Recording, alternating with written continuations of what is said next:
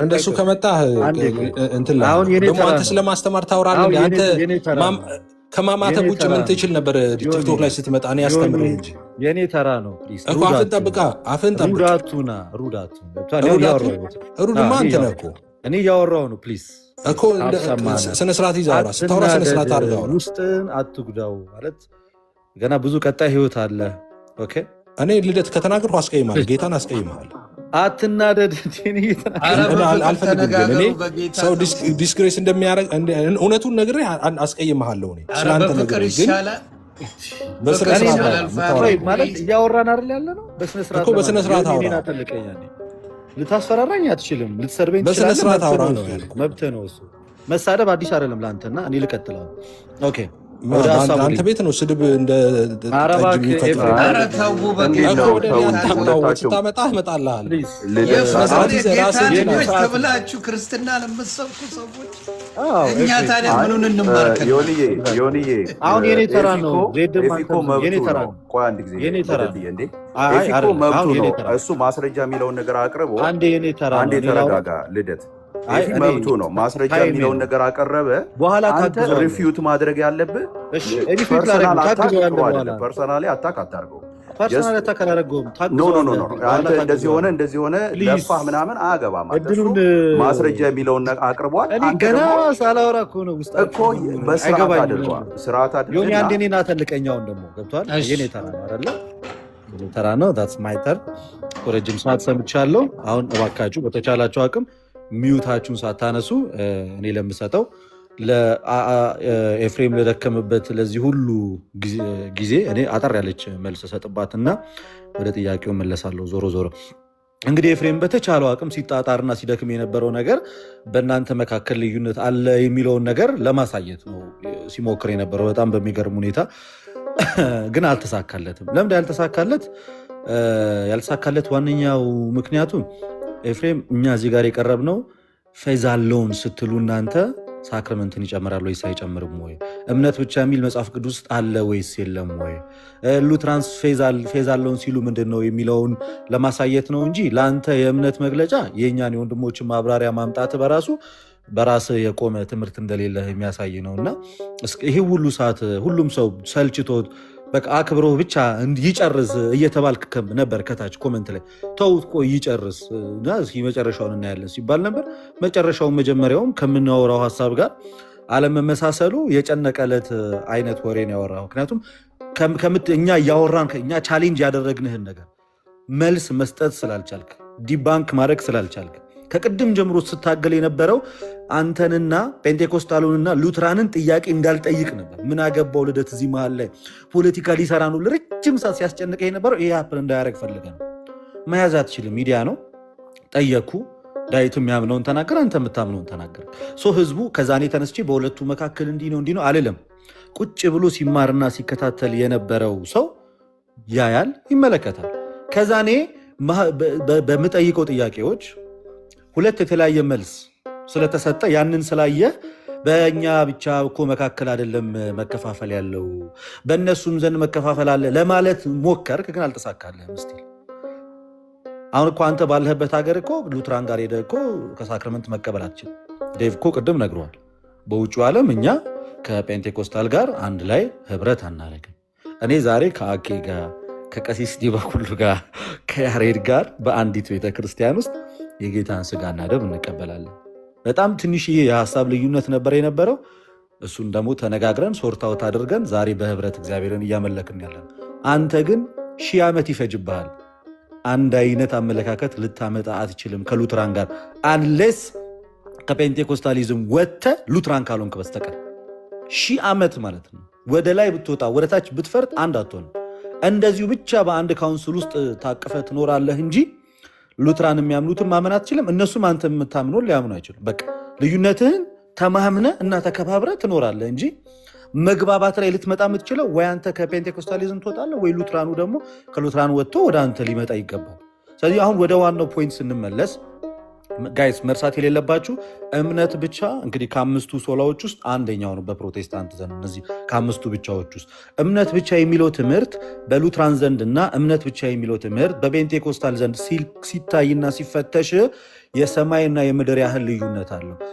ኢሰንሻል የሆነ ልዩነት አለው። በጣም ትልቅ ልዩነት፣ ዶክትሪናል ዲፍረንስ ነው። እንዴት እኔ ነኝ ያልኩት? ኖ ወንድሞች ሲያብራሩ ነው የተናገሩት። ምን ብለው ነው የተናገሩት? አንዴ የሆነች ነገር ልበል። እኔ የምለው ፕሮቴስታንት ወዳጆቼ ጨዋነን ይባል የለ እንዴ? ቀደም ኤፍሬም ጋር ያደረጉት ከርዕሱ ውጭ ነው ብለው ነው ቁጥር ሲያስሞሉ የነበሩት።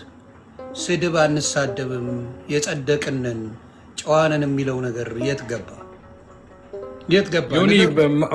በምን እርግጠኛ አሁን ከሆኑ ገላማኝ ሆናቸው እሱማ እናውቃለን አባቴ። እሱን ተው አባቴ። ለአንተ ሲጽፉልህ የነበረው ከርዕሱ ውጭ ነው ያሉት ኦርቶዶክሶች ናቸው። አሁን ደግሞ ቲሸርት ስለተለበሰ ዳሽን ቢራ ብለው አቴንሽን ለመስረቅ የሞከሩበት መንገድ ያንተ ሲሆን ደግሞ መካዱ ጥሩ አይደለም። እኔ እኮ ነገርኩ። ስለዚህ ይሄ አይጠቅም። እንደነገርኳችሁ ቲሸርት የሉጥ ቲሸርት የሚያደርጉ ብዙ ሰዎች ሞልተዋል። ኦርቶዶክስም ሆነ ፕሮቴስታንት ሙስሊምም ሳያውቀው ቲሸርት ብዙ አይነት ይለበሳል። ዳሽን ቢራ ተብሎ ተለበሰና የአንድ ክለብ ቲሸርት በዚህ ደረጃ መንጫጫቱ ምን እንደሆነ ስላልገባኝ ስንት ተአምር የሚሰሩ አሉ አይደል እንዴ? እና ደካማነት ይመስለኛል። ለማንኛውም ኪፕ ጋውን ያቺ እንድታውቁ ብዬ ነው። ስድብ አናውቅም እንደምትሉ ያው ናቸው። ምንም የእኛ ልጅ የሚሳደብ ካለ ትክክል አይደለም። ከየትኛው 720 ላይ ደርሶላል እኮ ትኩረት እናድርግ። 700 ጴንጤ እዚህ ውስጥ ካለው ውስጥ ከ4000 ውስጥ ኦልሞስት 800 ጴንጤ ተሳዳቢ ነው። ኤግዛክትሊ ጌታ ኢየሱስ መካድም አልፈልግም። ይሄውስጡም ኢየሱስ ጌታ ነው የሚለው ጠፍቶ ዳሽን ቢራ ነው ማለት የጀመሩት አልቻሉም። ጨዋነትንማ አስተምሩ። ኢየሱስ ጌታ ጠፋ፣ ዳሽን ቢራን ማመስገን። ጨዋነት ደግሞ ጴንጤን ነው የሚማረው። ይኸው እያየን ነው፣ ባየሁት ነው መመሰክረው። በቅን ነው መመስከር ያለብህ፣ በቅን ነው መፍረድ ያለብህ። በቅን ከሆነማ አንተ ምን ትላለህ? አሁን እስቲ ንገረኝ። እዚህ ጋር የሚነሳ ነገር አለ? ስለ ቢራ የተወራ ነገር አለ? ስለ ሌላ ነገር የተወራ ነገር አለ? እስቲ ንገረኝ። በፈለግከው የስነ ስርዓት ጥያቄ ካለ በቃ መልእክት ማስተላለፍ። እንደዚህ የምታደርጉ ሰዎች ተው ማለት ነው። ወይ ሚት ማድረግም ይቻላል እኮ ዮኒዬ። ስለማይቻል ነው። ቢቻልም ማድረገው ነበር። ሚዩት አድርጎ ይችለዋል። ይሄው ኦልሞስት 1200 ፕሮቴስታንት ይህን እየጻፈልን ነው።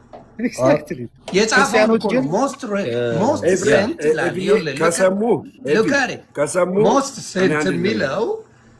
ሴንት የሚለው ብዙ የተላከው ኮመንት ልክ እሱ ሲናገር ይሄንን ነው። ስለዚህ እነሱ ናቸው የጻፉት። እኔ የኔ መልእክት ምንድነው? ክርስቲያኖች ግን ጌታ ኢየሱስ ይወዳቸዋል እያላችሁ ጻፉላቸው። የኔ መልእክት ይሄ ነው። እንደ አንድ ኦርቶዶክሳዊ ጌታ ኢየሱስ ወዶ አይደለም ሰው እንደዚህ አይነት ነገር የሚናገረው። እናንተ ቅኑ ነው። እግዚአብሔር ይባርካችሁ። አኩርታችሁኛል ወንድሞቼ ክርስቲያኖች። አንድ ነው ያኮሩ እኛ ስንሰደብ ስለነበር ነው። ምንም ክፉ ሲናገሩ አላየሁም። በኢየሱስ ወደ ሀሳቤ ልግባ። ክፉ ሳይሆን የአንተ አይነ ሳምም የአንተ ልጆች የሚጽፉት ጽሁፍ። ወደ ሀሳቤ ልግባ። ደግሞ አንተ ትፈልጋለህ ወንጌላውያንን በኤቲክስ ደግሞ ኢየሱስ ጌታ ነው እያላችሁ ጻፉልኝ። በጌታ እንደው ነው እንደዛ ነው ገብቷል። ኖ አይ ግሱ አሁን ጴንጤን ደግሞ በካራክተር ሊከስ ኢየሱስ ጌታ ነው ዳሽን ቢራ እያሉ 145 ደረሰ። ኢየሱስ ጌታ ነው ወይም ጌታ ይወዳቸዋል እያላችሁ ማንም በመንፈስ ካልሆነ ኢየሱስ ጌታ ሊልህ አይችልም። ኦርቶዶክሱ ሊልህ ይችላል። ያኛው ዳሽን ቢራ ይበል የለመደው ነው ማለት ነው። ኦኬ እኔ ወደ ሀሳቤ ልግባ። ታንክ ዩ። ቅድም ስናገር የነበረው በሉትራኑና እንደውም ጠንከረ እያደረኩ ላውራ አሁን በሉትራኑና በፔንቴኮስታሊዝሙ መካከል ያለው በሃይማኖት መግለጫ ጭምር ነው ልዩነት። ኦኬ በሃይማኖት መግለጫ ጭምር ነው። የሙሉ ወንጌል የእምነት መግለጫን ሄደ በቅዱስ ቁርባን ላይ እና ስፔሻሊ በጥምቀት ላይ የተጻፈውን ሄደ ብትመለከተው በእምነት መግለጫ ደረጃ የሙሉ ወንጌልን ሄደ ብትመለከተው ክሊርሊ ከኃጢአት ስርየት ጋር ጥምቀት ምንም አይነት ግንኙነት የለውም የሚል ነው። ስለዚህ እንደ አንድ ክርስቲያን እዚህ መካከል ላይ መጥቼ ስወያይ የምወያየው ቃሉን መሰረት አድርጌ ነው የማወራው። ወንድማችን የየግለሰቦችን ሀሳብ ይዞልን መጣ። የየግለሰቦች ዶክመንትድ በሆነ መንገድ ኦኬ። አሁን ዮኒ አንተ መጠየቅ ያለብህ ምንድን ነው? ዶክመንትድ በሆነ መንገድ ልታሳይ ይገባል። ለምሳሌ እኔ ላሳይ በቀላሉ ካሜራዬን ላዙርና ሉትራንን ላሳየ ስሞል ካቴኪዝም ምን እንደሚል በባፕቲዝም ዙሪያ ይታያል። ዮኒ አዎ ይታያል። ይሄ አሁን እንግዲህ ቡክ ኦፍ ኮንካርድ ነው፣ የሉትራን ነው። ሳክረመንት ኦፍ ሆሊ ባፕቲዝም ይላል። እኔ በዶክመንት ነው ማሳየ፣ በጽሁፍ ደረጃ ያለ ነገር ማለት ነው። ኦኬ እንደዚህ ይላል።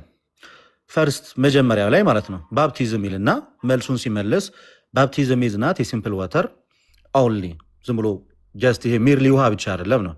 በት ኢት ኢዝ ዘ ዋተር ኮምፕሬሄንድድ ምን ይላል ኢን ጋድስ ኮማንድ ኤንድ ኮኔክትድ ዊዝ ጋድስ ወርድ ይልና ዊች ኢዝ ዛት ወርድ ኦፍ ጋድ ብሎ ቀጣይ ያለውን ነገር ላሳየ። ምን እንዴት እያለ እንደሚያብራራው እኮ ቀላል እኮ ነው።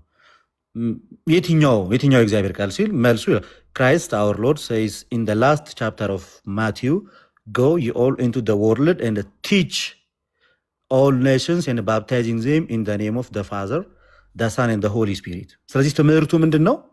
ወደ ዓለም ሁሉ ሂዱ፣ ማቴዎስ ወንጌል ላይ ያለው ማለት ነው። በአብ በወልድ በመንፈስ ቅዱስ ምን በሏቸው? አጥምቋቸው እያለ ይናገራል።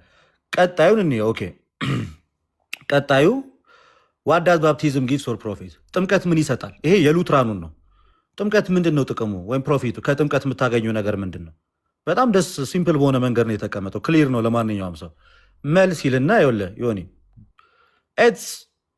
ኢት ወርክስ ፎርጊቭነስ ኦፍ ሲን። የመጀመሪያ ስራው ምንድን ነው? ለኃጢአት ስርየት ነው። ኤፍሬም ይሄን አያምንም። ዮኒ ከዶክመንት ነው እያሳየው ያለሁት። ፔንቴኮስታል እንደዚ አያምንም።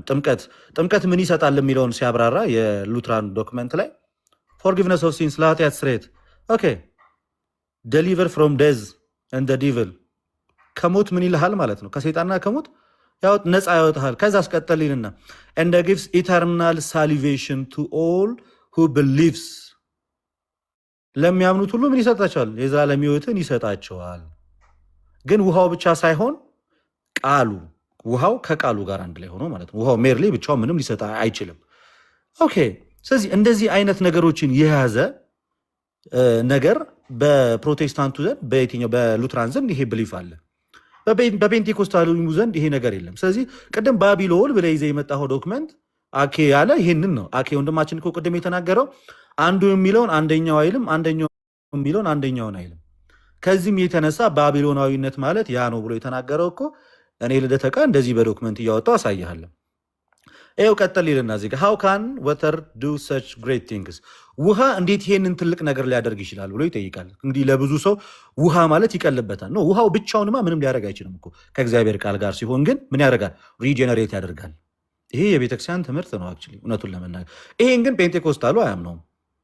ዮኒ አንተ ስትጠመቅ ለኃጢአት ስርየት ነው ብሎ አላጠመቁህም። በእርግጠኝነት ምነግርህ አልተጠመክም እንደዛ። ምክንያቱም በሉትራን ጋር ብትጠመቅ ኖሮ ሳክረመንቱንም ስትቀበል የቁርባኑንም ሆነ የጥምቀቱን ለኃጢአት ስርየት ነው ነው። ግን አንተ ፔንቴኮስታሉ ጋር ስለነበርከው እንደዛ ብለው አላሉም። ይኸው ውሃ ግን ይህን ትልቅ ነገር እንዴት ሊያደርግ ይችላል ብሎ ሲጠይቅ መልስ አንሰር ኢትስ ናት ዘ ዋተር ኢንዲድ ዛት ዳዝ ኢት። ውሃ ብቻውን ዝም ብሎ ያን ነገር ሊያደርግ አይችልም።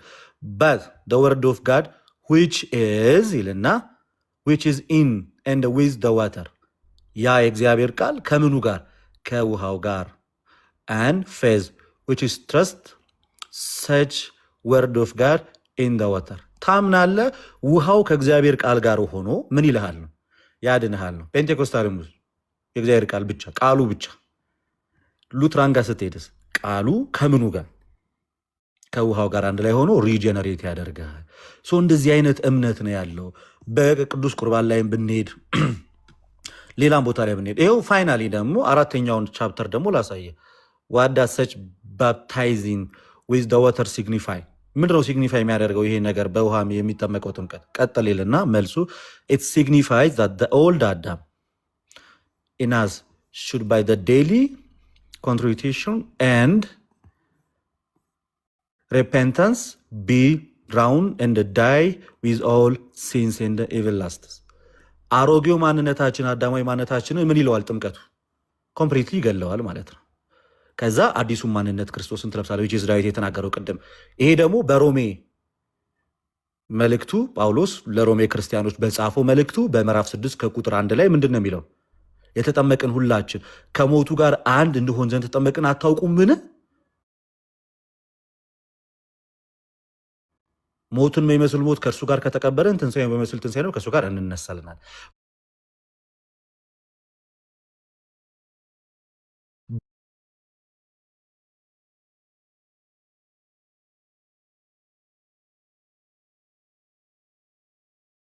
ታላለወ የለም። ስለዚህ ሉትራኑና ፔንቴኮስታሉ በሳክራመንት ዙሪያ ላይ ወይንም ደግሞ ሪጀነሬት በመሆን ሪቦርን በመሆን ዙሪያ ላይ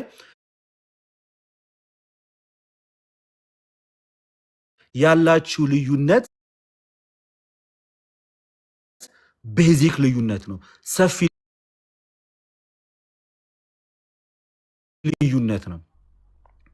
በጣም ሰፊ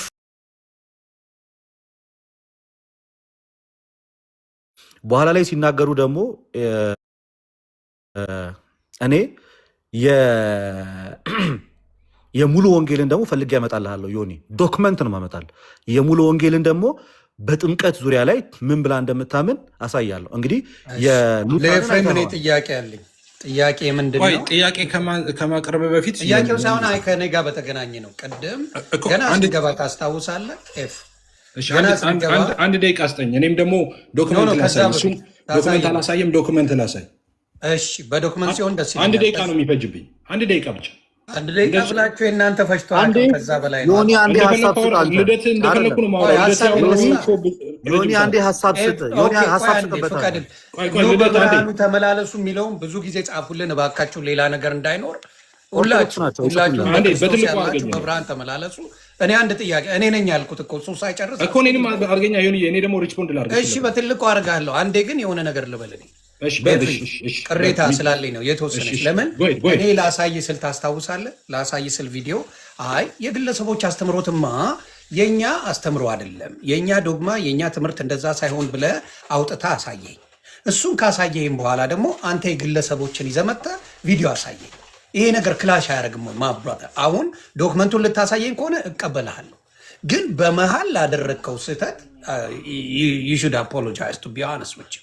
the reason why እኔ ሳሳይ በቪዲዮ አድርጌ ዮኒ ይሄ ዶክመንት ሊሆን አይችልም፣ ይሄ ትምህርት ሊሆን አይችልም፣ ይሄ በግለሰብ አስተሳሰብ ሰዎች መጥተው ምን እያደረጉ ነው ብለኛል።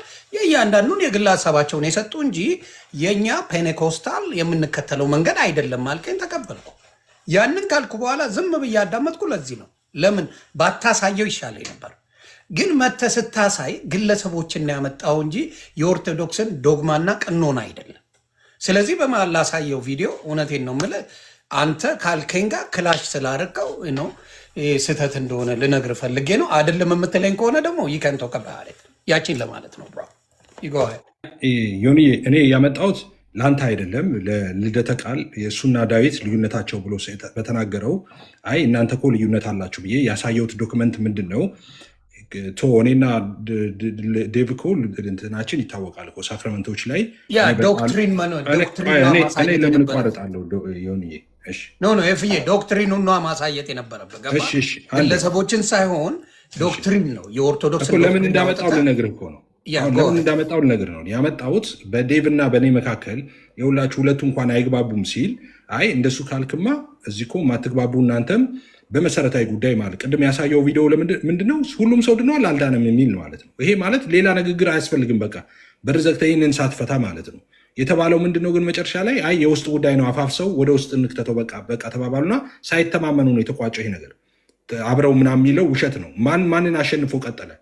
እነ ቀሲስ ድበኩሉ የአክሊልና ሀሳብ ዶክትሪኑ ይላል ወይ ነው የኔ ጥያቄ። አንድ ጊዜ ሙሉ ወንጌል ልደተ ቃል ገባ ምንድን ፌር አይደለም እንዴ? ሚውት አድርጓል። ዶክመንት ብለኸኛል። ዶክመንት ላምጣ። ዶክመንት ብለሃል። ዶክትሪኑ ነው ኦርቶዶክስ ዶክመንት ይኸው ዶክትሪን ማለት የቤተክርስቲያናቸው መጽሐፍ እንዴ ልደት የሚያስነብብ ካታኪዝም አውጥተው ሲያነብ አልነበረም እንዴ? መጽሐፍ ቅዱስ ዶክትሪኑን ነው አይደለ? እኮ እኔም ላንብባ የቤተክርስቲያናቸውን መጽሐፍ ምንድን ነው? ምን የሚል መጽሐፍ ነው? አንዴ ምን እንደሚነደር ገድለ አቡነ ተክለ ሃይማኖት ይላል። እሱ ምን አገናኘው? ዶክትሪን አይደለም። ኧረ ምን ያገናኘዋል? ደህንነት እንዴት እንደሚገኝ ልነግርህ ነው። ደህንነት እንዴት እንደሚገኝ ኧረ ዮኒ ጥያቄ አለኝ። ልደተ ቃል ለምንድን ነው ኦን የሚያደርገው? ማይኩ አልገባኝም ዮኒ። አይ ዶክትሪን አይደለማ። እድል ማይሰጠን ከሆነ እኛ እንውጣና እነሱ ያው እድል ማይሰጠን ከሆነ እንውጣ እኛ። ለእኔም ግን እድል ስጠኝ፣ ለእኔም እድል ስጠኝ። ደም የሚታርግ እኛ እድል ማናገኝ። ልደተ ቃል ያ ሁሉ ሰዓት ሲያወራ መሀል ላይ ኢንተራፕት ማናደርገው እኛ ደስ ብሎ ነው እንዴ? የኦርቶዶክስን ዶግማና ቀኖና አውጥተህ ንገረኝ። ቆይ ጥያቄ ልጠይቅ ነው ዮኒ፣ ጥያቄ ልጠይቅ ነው። ልደት ማስረጃ ብሎ የከፈተው ምንድን ነው? የእንትንና የሉተራውያንን የሚከተል ካታኪዝም ነው አይደለ? የሉተራውያንን አስተምሮ ነው አይደለ ያመጣው? ትክክል። መጽሐፍ ቅዱስ አይደለም። እኔም የኦርቶዶክስን አስተምሮ ነው ያመጣሁት በመጽሐፍ ሰዋት። የኦርቶዶክስ ምኑን? የኦርቶዶክስ አስተምሮ ነው ያመጣሁት። ቤተክርስቲያኒቷን መጽሐፍ ነው ያመጣሁት። ገድልና ድርሳን የኦርቶዶክስ ዋናው መመሪያ መከተያዋ ነው። ዋናና ምክትል የሚባል በደህንነት ዙሪያ ኦፍኮርስ ይህን ንገረኝ ልመልስልህ። የደህንነት ትምህርት እኛ ምንለው አይደለም እኮ ልመልሳ እኮ ለአንብባ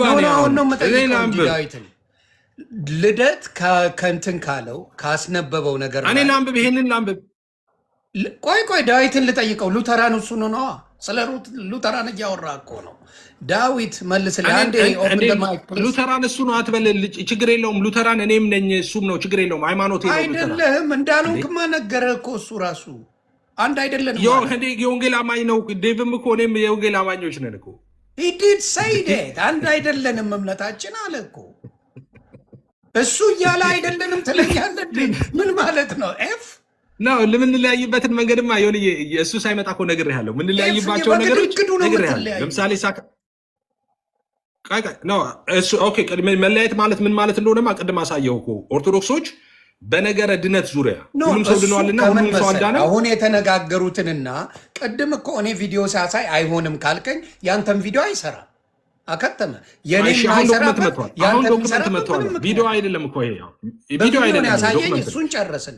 አሁን እኔ የምጠይቀው ዴቭ የምጠይቅ ልደት ካወራው ወሬ ወይም ደግሞ አውጥቶ ካሳየው አንድ ውሸት አለው ወይ ንገረኝ ዴቭ። ልደት ዋሸ መቻልኩኝ ነኝ። ኦኬ ካልዋሸ የምናወራ አሁን የኦርቶዶክስ ካታኪዝሙን አውጥቶ ያነበበውን እኔ ዋሸ እኮ አላልኩም። በጣም ጥሩ። ስለዚህ አሁን አንተ የምታወጣው ምኑን መሰለ? የኦርቶዶክስን ዶክትሪኗን ታወጣና የኦርቶዶክስ ዶክትሪኗን አውጥተ እሱን አንብብላቸው። እሱ ገድል ነው የምታወጣልህ።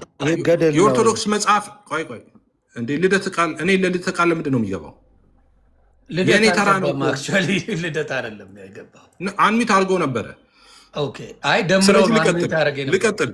ስለዚህ እኔ የምጠይቅህ አንተን የኦርቶዶክስን ዶክትሪን አውጣና የኦርቶዶክስን የሚመሩባት ኦርቶዶክስ የሚመራባትን አምጣና አንብብላቸው። ከዛ ውጭ ከሆነ ምንድነው ወደ ገድል ነው ሄድከው ነው እያልኩ ያለው። ይሄ ገድል ማስረጃ አይሆንም እያልኩ ነው። 5 ደቂቃ ስጠኝ። ማስረጃ ለምን አይሆንም? ለምን እንደሚሆን ልንገርህ። እኔ ደግሞ ማስረጃ ለምን እንደሚሆን ልንገርህ። ገላትና ድርሳናት ቆይ እሺ፣ ገላትና ይህንንም ብዬ ወደ እንትን ልሂድ። ይቺ ነገር እንድትነበብ ዮኒ፣ አሁን የምናገረውን በልብ ትክክል ስማኝ። ገላትና ድርሳናት መከራከሪያ አይደሉም ይላሉ እነሱ። ሁሌ አልነበረም። ቲክቶክ ላይ ገላትና ድርሳናትን ኤርሚያስ በደንብ መምታት ሲጀምር ሰው በሰልፍ ጌታን መቀበል ጀመረ ማለት ነው። ለምን እንደምን ላሳይህ ዮኒ፣ ማስረጃ ላሳይህ። ልጆች ለምንድን ነው ኢንተራፕት የሚያደርጉት? አይ ከነ ማስረጃው ሊሰጥ ነው። ማስረጃ ለምንድን ነው እኛ መከራከሪያ አደረገው? የኔ ተራ አይደለም እንዴ? አይደለም። የኔ ተራ ነው ልደት። 15 ደቂቃ አውርተህ አንድ ደቂቃ እንዳላወራ ነው ዮኒ። እኔን አተልቀኝ ላሳየው። አታተልቀውም። ለምንድን ነው እሱ ነው ልደት? አንዴ እንዴ ግን እኔ በኋላ አሳያለሁ። ገድላት ድርሳናትን ለምንድን ነው ማንከራከርባቸው የሚለውን ማለት ነው ዶክመንት አሳያለሁ። ገድላት ድርሳናት ሃይማኖት መከራከሪያ ያሉት የሚለውን ከዶክመንት አሳያለሁ። ይኸው እዚህ ጋር የኢትዮጵያ ኦርቶዶክስ ተዋሕዶ ቤተክርስቲያን እምነትና ትምህርት የሚለውን ለምንድን ነው ከገድላት ማንከራከረው የሚለውን አዊል ሾዩም ሚንዋይል የሙሉ ወንጌልን እዘረግፍላለሁ። በጣም ስለዚህ እኔም እያልኩ ያለው ምንድን ነው ኦርቶዶክስ የምትከተለውን ዋናዋን ዶግማዋንና ቀኖናዋን ዶክትሪኗን ይዘመተ በሱ ብትለበልባት ደስታዬን አልችለው። ይሄ ገድልና ድርሳናትን መከራከሪያ አይደሉም ብላ ደጋግመው ሲናገሩ ሰምቻለሁ። ልናገር አሁን እኔ ደግሞ ልናገር ገድላትና ድርሳናት መከራከሪያ አይደሉም የተባለው ልንገር። መጀመሪያ እዚህ ቲክቶክ ላይ ሲመጣ ኤርሚያስ ገድላትና ድርሳናት ቲክቶክ ላይ አይነሳም ነበር። ኤርሚያስ መጥቶ ገድላትና ድርሳናትን አንስቶ እነሱን መግለጥ ሲጀምር ሰው ጠቅላላ በጎርፍ ወደ ጌታ መምጣት ጀመረ። ድንጋጤ ደነገጡ። ከዛ በኋላ ምን አሉ? ደነገጡና ገድላትና ድርሳናት ለምን ሰዎች ሊከራከሩ ይገቡ ነበር፣ ዲፌንድ ለማድረግ ማለት ነው። ሳይችሉ ሲቀሩ ሰዎች ወደ ጌታ መምጣት ጀመሩ። የዛኔ ምን ሚል እንትና አመጡ? ገድላትና ድርሳናት መከራከሪያ አይደለም የሃይማኖት እንዳትከራከሩ ተባሉ። ለምን? ኦፍኮርስ ከተከራከሩ ይታወቃል።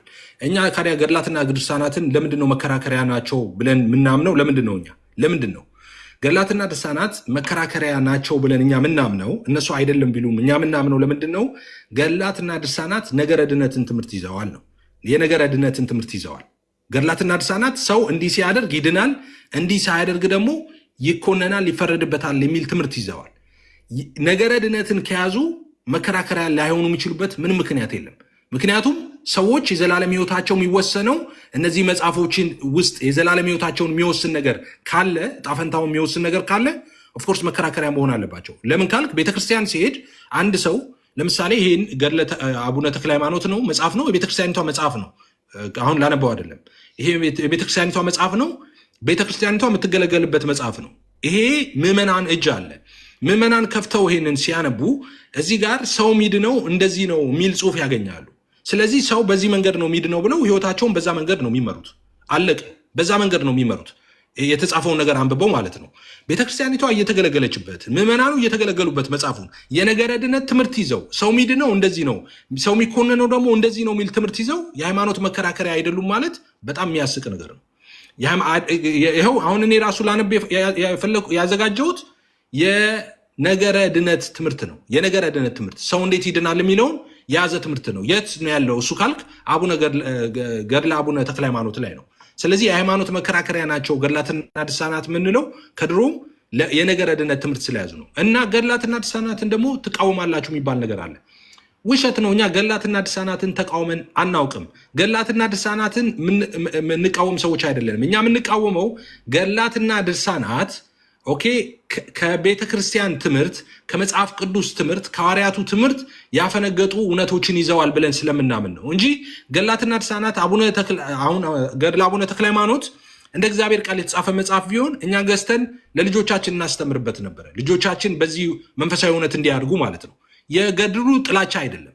ኦኬ ገድላቱ ላይ ወደ ፖይንቱ ጊዜ ታይመን እንዳይወስደበት ወደ ፖይንቱ። ስለዚህ ላንብብና ይሄንን ለነሱ ልስጣቸው። እሺ እንደዚህ ይላል። ልብ ብላችሁ ስሙ። ብፁዕ አባታችን ይላል። ብፁዕ አባታችንም አቡነ ተክለ ሃይማኖትም ማለት ነው። ብፁዕ አባታችንም ደቀ መዛሙርቱ ዛሬ እግዚአብሔር በእጄ ያዋረደውን የሰይጣንን ተንኮል አያችሁን? ከእንግዲህ ወዲህ ግን በዚህ ቦታ ላይ አቅም የለውም ይልና ከዛ በኋላ ምን ይላል? እሑድና ሐሙስ ቀን እባብ የገደለ የክርስቲያን ወገን ሁሉ ኃጢአቱ ይሰረይለታል። ቅድም በጥምቀት ነው ብለዋል። በጥምቀት ነው የኃጢአት ስርየት ብለዋል። እዚህ ጋር ምንድን ነው የሚለው? እነዚህ አሕዛብ ናቸው ምናምን የሚል መከራከሪያ እንዳይመጣ። ይኸውልህ ክርስቲያን ነው የሚለው። ይኸውልህ እሑድና ሐሙስ ቀን እባብ የገደለ የክርስቲያን ወገን ሁሉ ክርስቲያን ናቸው እነዚህ ሰዎች። እሑድና ሐሙስ እባብ ከገደሉ እባብ የገደለ የክርስቲያን ወገን ሁሉ ኃጢአቱ ይሰረይለታል ብለህ ለልጆች ንገራቸው ብሎ ጌታዬ ኢየሱስ ክርስቶስ የነገረኝን አሁንም እነግራቸዋለሁ፣ በልባችሁ ጠብቁት አላቸው ይላል።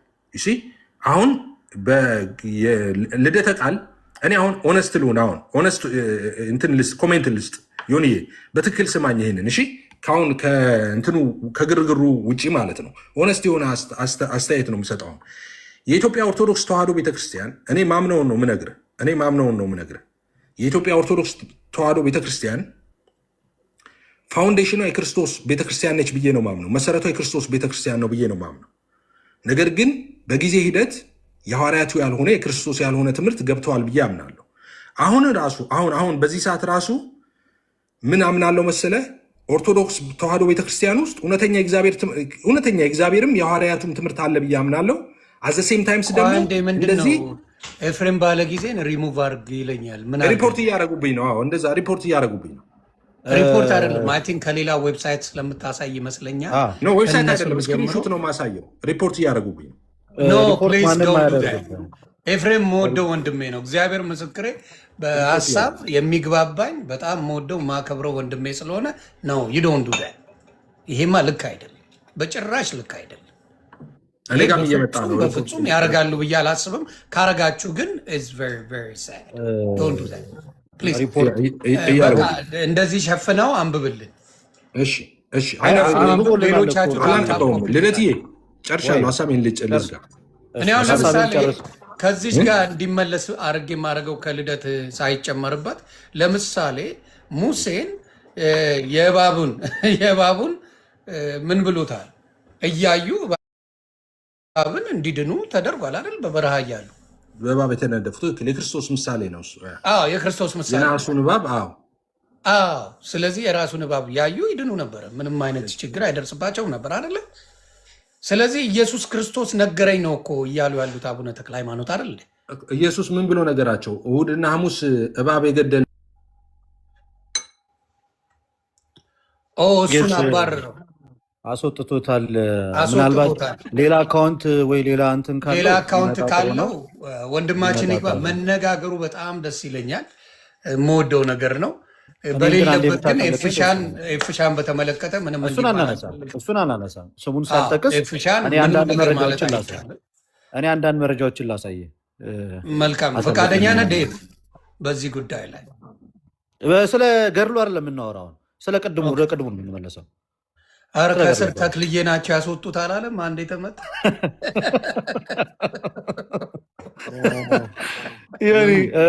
አንዴ ሁላችሁም ሰብሰብ አድርጉና ማሳያችሁ ነገር ላሳያችሁ። ዮኒ ይሄ እንግዲህ እዚህ ጋር የምታየው ምን ይላል? ሙሉ ወንጌል አማኞች ቤተክርስቲያን መሰረታዊ የክርስትና ትምህርት ይላል። መሰረታዊ የምን ትምህርት? እኛ እኮ ስለ እናንተ ስናወራ ገርል ሳይሆን የምናመጣው መሰረታዊ የክርስትና ትምህርታችሁን ነው። ኦኬ። ለዚህ ነው እኛ ኦርቶዶክሶች የምናወራው በመረጃ ነው። መረጃችን ዝም ብሎ ቀለል ያለ መረጃ ሳይሆን የእምነት መግለጫችሁን የምታስተምሩበትን፣ ስለኛም ደግሞ ስለ ራሳችንም ስናወራ አንድ ጊዜ ፕሊዝ፣ ኧረ እባክህ አታቋርጠኝ አንተ። ውይይቱ ሲጀመር መግባትም የለብህም። አንዴ ሚዩት አድርግ ፕሊዝ። እና ስለኛም ስታወሩ ማለት ነው፣ ስለኛም ስታወሩ የኢትዮጵያ ኦርቶዶክስ ተዋሕዶ ቤተክርስቲያን እምነትና ትምህርት የሚለውን መሰረት ይዛችሁ እንጂ በመሰረታዊ ነገር ሳትይዙ ባታወሩ ደስ ይላል። ከገድላት አንጻር ላሳያችሁ። ይሄ መጽሐፍ እንደምታዩት የኢትዮጵያ ኦርቶዶክስ ተዋሕዶ ቤተክርስቲያን እምነትና ትምህርት ይላል።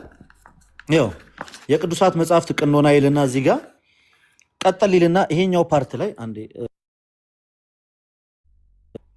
እዚህኛው ጋር የምታዩት የቅዱሳት መጽሐፍ ቅዱስ መጽሐፍ የሃይማኖት ምንጭ መሆኑ ይላል። ስለ ሃይማኖት ስትከራከር የሃይማኖት ምንጭ ከሆኑ መጽሐፍና መጽሐፍ ብቻ ነው እንጂ የሃይማኖት ምንጭ ካልሆኑ ገድላት ልትከራከር አትችልም። ገድላት ኔቨር የሃይማኖት ምንጭ ሆኖ አያውቁም። ከማስረጃ ጋር ነው። ይህንን ኤርሚያስ ስለመጣ አይደለም የሃይማኖት መከራከሪያ አይደለም ያልነው፣ ከጥንትም ጀምሮ ሉክ ገጽ 65 ላይ ተራ ቁጥር 4 ላይ እንደዚህ ይላል። ለክርስቲያናዊ እምነታችን ዮኒ በቦልድ አድርጌ ነው ማነበው፣ ስማው። ለክርስቲያናዊ እምነታችን መነሻ እና መዳረሻው ቅዱስ መጽሐፍ ነው። ፔሪድ 4 ነጥብ። ኬንት ዲስከስ ከኛ ጋር በገድላትና ድርሳናት በቅዱስ መጽሐፍ ነው። ምን አለ? ለክርስቲያናዊ እምነታችን መነሻ እና መድረሻ ቅዱስ መጽሐፍ ነው። ቅዱስ መጽሐፍ በመንፈስ እግዚአብሔር እንደመጻፉ እምነታችንና ትምህርታችን በእርሱ ላይ የተመሰረተ ነው። ታንኪዩ። እምነታችን የተመሰረተው በቅዱስ መጽሐፍ ላይ ነው። ስለዚህ ገድላትና ድርሳናት የሃይማኖት መሰረት አይደሉም። የሃይማኖት መሰረት ባልሆነ ነገር ከኛ ጋር መታችሁ መወያየት አትችሉም። ታትሴት አለቀ። እድል እስካሁን ድረስ እኔ አላገኘሁም። እድል ማስጠኝ እንዴ እስካሁን እኔ አላገኘሁም። አልጨረስኩም። ምን አለ መሰለህ፣ እዛ ደግሞ ምን ሊያረግ መሰለህ፣ እነሱም ደግሞ ትክክል ከዶክትሪኑ አንስቶ ከነሱ ዮኒ አንድ ያልገባን ነገር ምን መሰለህ፣ አልጨረስኩኝም። አንድ ልደት 30 ሰከንድ ነው። እኔ ብዙ አንድ ደቂቃ ስቶኝ እንዴ ዮኒዬ ምን መሰለህ፣ አሁን ሙሉ ወንጌል ቃለ ሕይወት አይደለችም። ቃለ ሕይወት ሙሉ ወንጌል አይደለችም። እንደ አንድ ነን ብሎናል እኮ። ቆይ አንድ ጊዜ እኔ እያልኩ ያለሁትን ነገር አንደርስታንድ አድርገኝ። እነዚህ አብያተ ክርስቲያናት በምስረታም ቢሆን በአንድ ጊዜ ኤግዚስተንስ ያገኙ አይደሉም። በተለያየ ጊዜ ኤግዚስተንስ ያገኙ ናቸው። አንድ ያደረጋቸው ምንድን ነው የሚባለው? ኦኬ፣ ጥያቄው መጠየቅ ያለበት ይሄ ጥያቄ ነው። ምንድን ነው አንድ ያደረጋቸው? አየህ፣ የሆነ ጊዜ ላይ አንድ ተመስረታ አንድ ሆና ወደ መለያየት አልመጣንም። ግን በምስረታም በሆነም በአንዳንድ ነገሮች የተወሰነች አንዳንድ ልዩነት የሚመስል ነገር ያለው ከዛ በኋላ ተነጋገሩ አባቶች። ምንድነው ልዩነቶቻችን? አንድነታችን ምንድን ነው? ስለዚህ አንድነታችን ይሄ ነው። ለምሳሌ አንድነታችን ምንድን ነው ከተባለ 5ቱ ሶላዎችን ስትወስድ አንድነታችን ናቸው። ኦኬ፣ እዛ ውስጥ ሲገባ ለምሳሌ አሁን አንተ ቅድም ስታነሳ የነበረው በእምነት ብቻ የሚለው ሀሳብ ሲነሳ የሙሉ ወንጌል በእምነት ብቻ ትምህርቷ ነው። አንድ ጊዜ የኔ ሰዓት ላይ ነው የገባህብኝ። አንድ ጊዜ የኔ ሰዓት ነበረ። አንዴ ልጨርስ። አንዴ ልጨርስ። ረጅም ሰዓት እያወራህ ነው። አንድ ደቂቃ ብለኸኝ ግን በአንድ ደቂቃ የማጨርሰው ነው። ወይኔ ቫዮሌሽን አለ። ዜድንም አወረደው ይላል በጌታ በኢየሱስ ስም። መልቲ አክሰስ ገስት ሪስትሪክትድ ተባልኩኝ። እግዚአብሔር ይስጣችሁ። ክርስቲያን ለመባል ወይም የዘላለም ሕይወትን ለማግኘት ወይም ክርስቲያን ለመባል የእግዚአብሔር ልጆች ለመባል ሐሙስና ቅዳሜ ዘንዶ ግደሉ አልተባልም። መጽሐፉ አይልም። ኦልሬዲ ክርስቲያኖች ብሎ ከጀመረ በቅዱስ ሚስጥር ክርስቲያን የሆኑ ናቸው ማለት ነው። እሱ ብቻ በቂ። ተአምራት በማድረግ ዙሪያ ላይ የኃጢአት ስርየት፣ ለምሳሌ እስራኤላውያን በሰዓቱ እግዚአብሔር በአንድም በሌላም የናሱን እባብ እየሰቀለ የኃጢአት ስርየት ሲሰጣቸው ተመልክተናል። ለወደፊት ምሳሌ ሊያደርግ ግን እዛ ክፍል ላይ እያለ ያለው የገድሉ ሀሳብ በሁለት መንገድ እንረዳለን። አንደኛ ክርስቲያኖች ተብሎ የተጻፈው ክርስቲያኖች ተብሎ ከተጻፈ እነዚህ አማኞች ኦልሬዲ በክርስቶስ ኢየሱስ አምነው የጌታን ስጋና ደም ተቀብለው ወደዚህ ህብረት የተጨመሩ ናቸው። እሱ ወሳኝ ነገር ነው። ግን የሙሉ ወንጌሎችን ላሳያችሁ። የኛ ብዙ ያን ያህል አሳሳቢ አይደለም። መጽሐፉን ከፈለጋችሁ አሳያችኋለሁ። መዝሙር ያሬድ እንኳን ደህና መጣ። መጀመሪያ ደረጃ ወንድም አለም እግዚአብሔር ይመስገን። በርሲሳ ልደት ዲያቆን ዘማርያም ሁላችሁንም ሰላም ብያለው። እግዚአብሔር ይመስገን። በጣም ብዙ ሰው ሼር ሲያደርግ በጣም ብዙ ሼር ነው የተደረገው ዛሬ እና ምን ተፈጠረ ብዬ ነበር። አገስ ዮኒ ጋር ነበራችሁ መሰለኝ እና መልካም ሁላችሁንም ሰላም ብያለው። ዲያቆን ዘማርያም እንዴት ኖት? ልደቴ ሁላችሁንም ሰላም ለእናንተ ይሁን።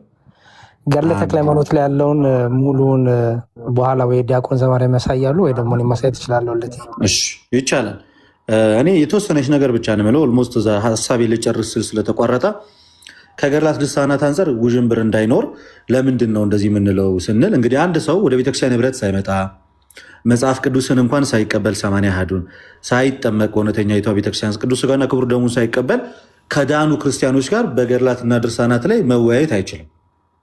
ይሄ መጽሐፍ የኢትዮጵያ ኦርቶዶክስ ተዋሕዶ ቤተክርስቲያን እምነትና ትምህርት የሚለው መጽሐፍ የሌላችሁ ሰዎች ብትገዙ ጥሩ ነው። አሁን ካን ያለም አይመስለኝም። በጣም የቆየ ነው። ገጽ 65 ላይ እንደዚህ ይላል። እንደምታዩት በደንብ ልብ ብላችሁ ተመልከቱ። ቅዱስ መጽሐፍ የሃይማኖት ምንጭ መሆኑ ይላል። ምንን? መጽሐፍ ቅዱስን።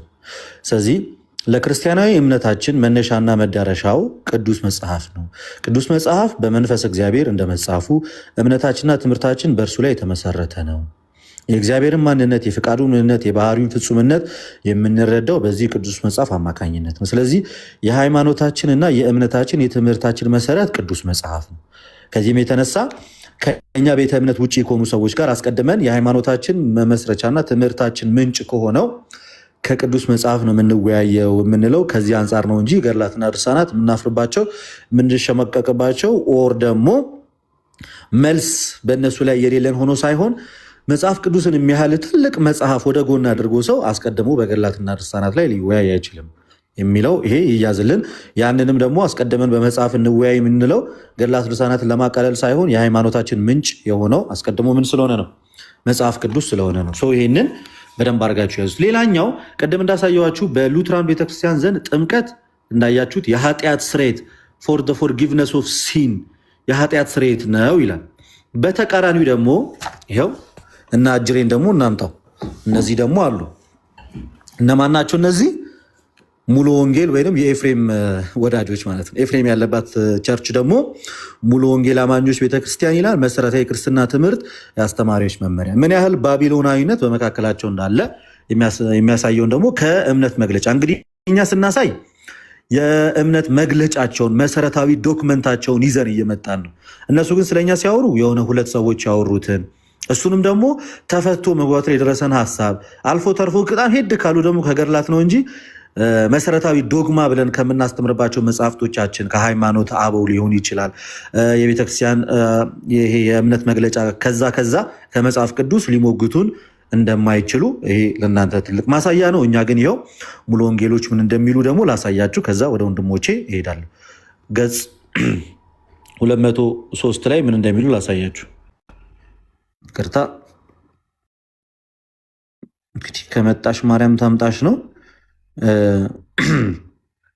እንዲህ ይላል ገጽ 203 ላይ ወዳጆቻችን በጥምቀት ዙሪያ ላይ ያላቸውን እምነት ሲያስቀምጡ ሙሉ ወንጌል ተብዮች ማለት ነው እንዴት አድርገው ከሉትራኖች ጋር ወይንም ደግሞ ከመካነ ኢየሱሶች ጋር እንደተለያዩ በደንብ አድርጌ ያሳያቸዋል። ይኸው ገጽ 203 ይታያቸዋል አይደል? በደንብ ዘማሪያም ይታያል አይደል? በደንብ ይታያል። ይኸው እንግዲህ ሉትራኖች ወይም መካነ ኢየሱሶች ምን ይላሉ? ለኃጢአት ስርየት ነው ጥምቀት ይላሉ። ሙሉ ወንጌል የሚባሉት ደግሞ ፔንቴኮስታሎች ደግሞ ምን እንደሚሉ ያቸው እና እናንተ ትፈርዳላችሁ። ሰዎች በአምልኳቸው ውስጥ ይላል ሰዎች በአምልኳቸው ውስጥ ብዙ የተለያዩ ስርዓቶችን ይደነግጋሉ። ቃሉ ግን የሚያዛቸው ስርዓቶች ብቻ እንዲፈጸሙ ነው። እንዲሁም የጥምቀትና የጌታ እራት ስርዓቶች ናቸው። በስርዓቶች ውስጥ የሚገኝ የተለየ ምን የለም? ጸጋ በረከት የለም። የተለየ ጸጋ በረከት የለም። ያም ሆኖ ግን ለጌታ ፍቅርና ትእዛዝ ሲባል ብቻ የሚደረግ ነው። ስለዚህም ግን የጥምቀት ስርዓት አንድ ጊዜ ብቻ የሚፈጸም ሲሆን የጌታ እራት ስርዓት ግን በየጊዜው የሚፈጸም ነው። አንዳንዶች አብያተ ክርስቲያናት አጥቢያ ቤተ ክርስቲያናት አባላት የሚቀበሉ ከጥምቀት በኋላ ነው። ምንም ክርስቲያን ሁሉ ከእምነት በኋላ መጠመቅ ቢኖርበትም ጥምቀት ከቤተ ክርስቲያን አባልነት ጋር የተያያዘ መሆኑን የሚያረጋግጥ የመጽሐፍ ቅዱስ ክፍል የለም። ጥምቀት በልብ ውስጥ ስለተፈጸመው እምነት በውጭ የሚደረግ ምስክርነት ብቻ ነው። ጥምቀት ጨርሶ ኃጢአትን አያጥብም ወይም ከኃጢአት ሊያድን እንዲሁም ደህንነትን ሊያስገኝ አይችልም። አያችሁት? ይሄኛው ክፍል ጋር እዚህ ጋር ምን አሉ? ጥምቀት አሉና ጥምቀት ምን ሊያደርግ አይችልም? ጥምቀት ኃጢአትን ሊያጥብ አይችልም ወይም ከኃጢአት ሊያድን እንዲሁም ደህንነትን ሊያስገኝ አይችልም ብለው ሙሉ ወንጌል በእምነት መግለጫቸው በገጽ 203 ላይ ተናገሩ። ይሄ ሙሉ ወንጌል። መካነ ኢየሱስ ደግሞ ቅድም ማሳይቻችኋለሁ። አሁንም አንድ አፍታ ሃይላይት ላሳያችሁ ምን እንደምትል። ይኸው መካነ ኢየሱስ ዋት ዳዝ ባፕቲዝም ጊቭስ ወይም ጥምቀት ምን ይሰጣል? ኢት ወርክስ ፎርጊቭነስ ኦፍ ሲን ለኃጢአት ስርየት ትላለች። ይኸው መካነ ኢየሱስ ይኸው ለኃጢአት ስርየት ትላለች። ሙሉ ወንጌልስ በሚገርም ሁኔታ ጥምቀት ኃጢአትን አያጥብም፣ ለኃጢአት ስርየትም አይሆንም፣ ደህንነትንም ጭራሽ አይሰጥም ብለው ያምናሉ።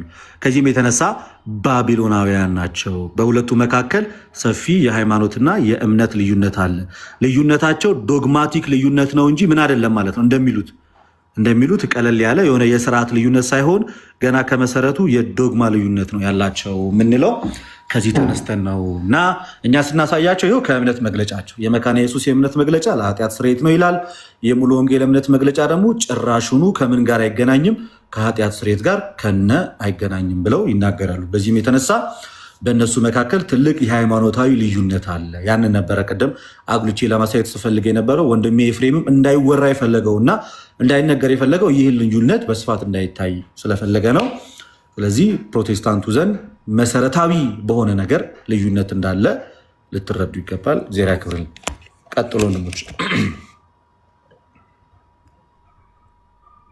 ዲያቆን ዘማርያም ይቅደሙ። እሳቸው እንደ አገባባችን ይሁንና ዲያቆን ዘማርያም ትልቁ ላይ ሆኑና እሳቸው ይቀጥሉ። ቃሎት ያሰማልን። ለቴ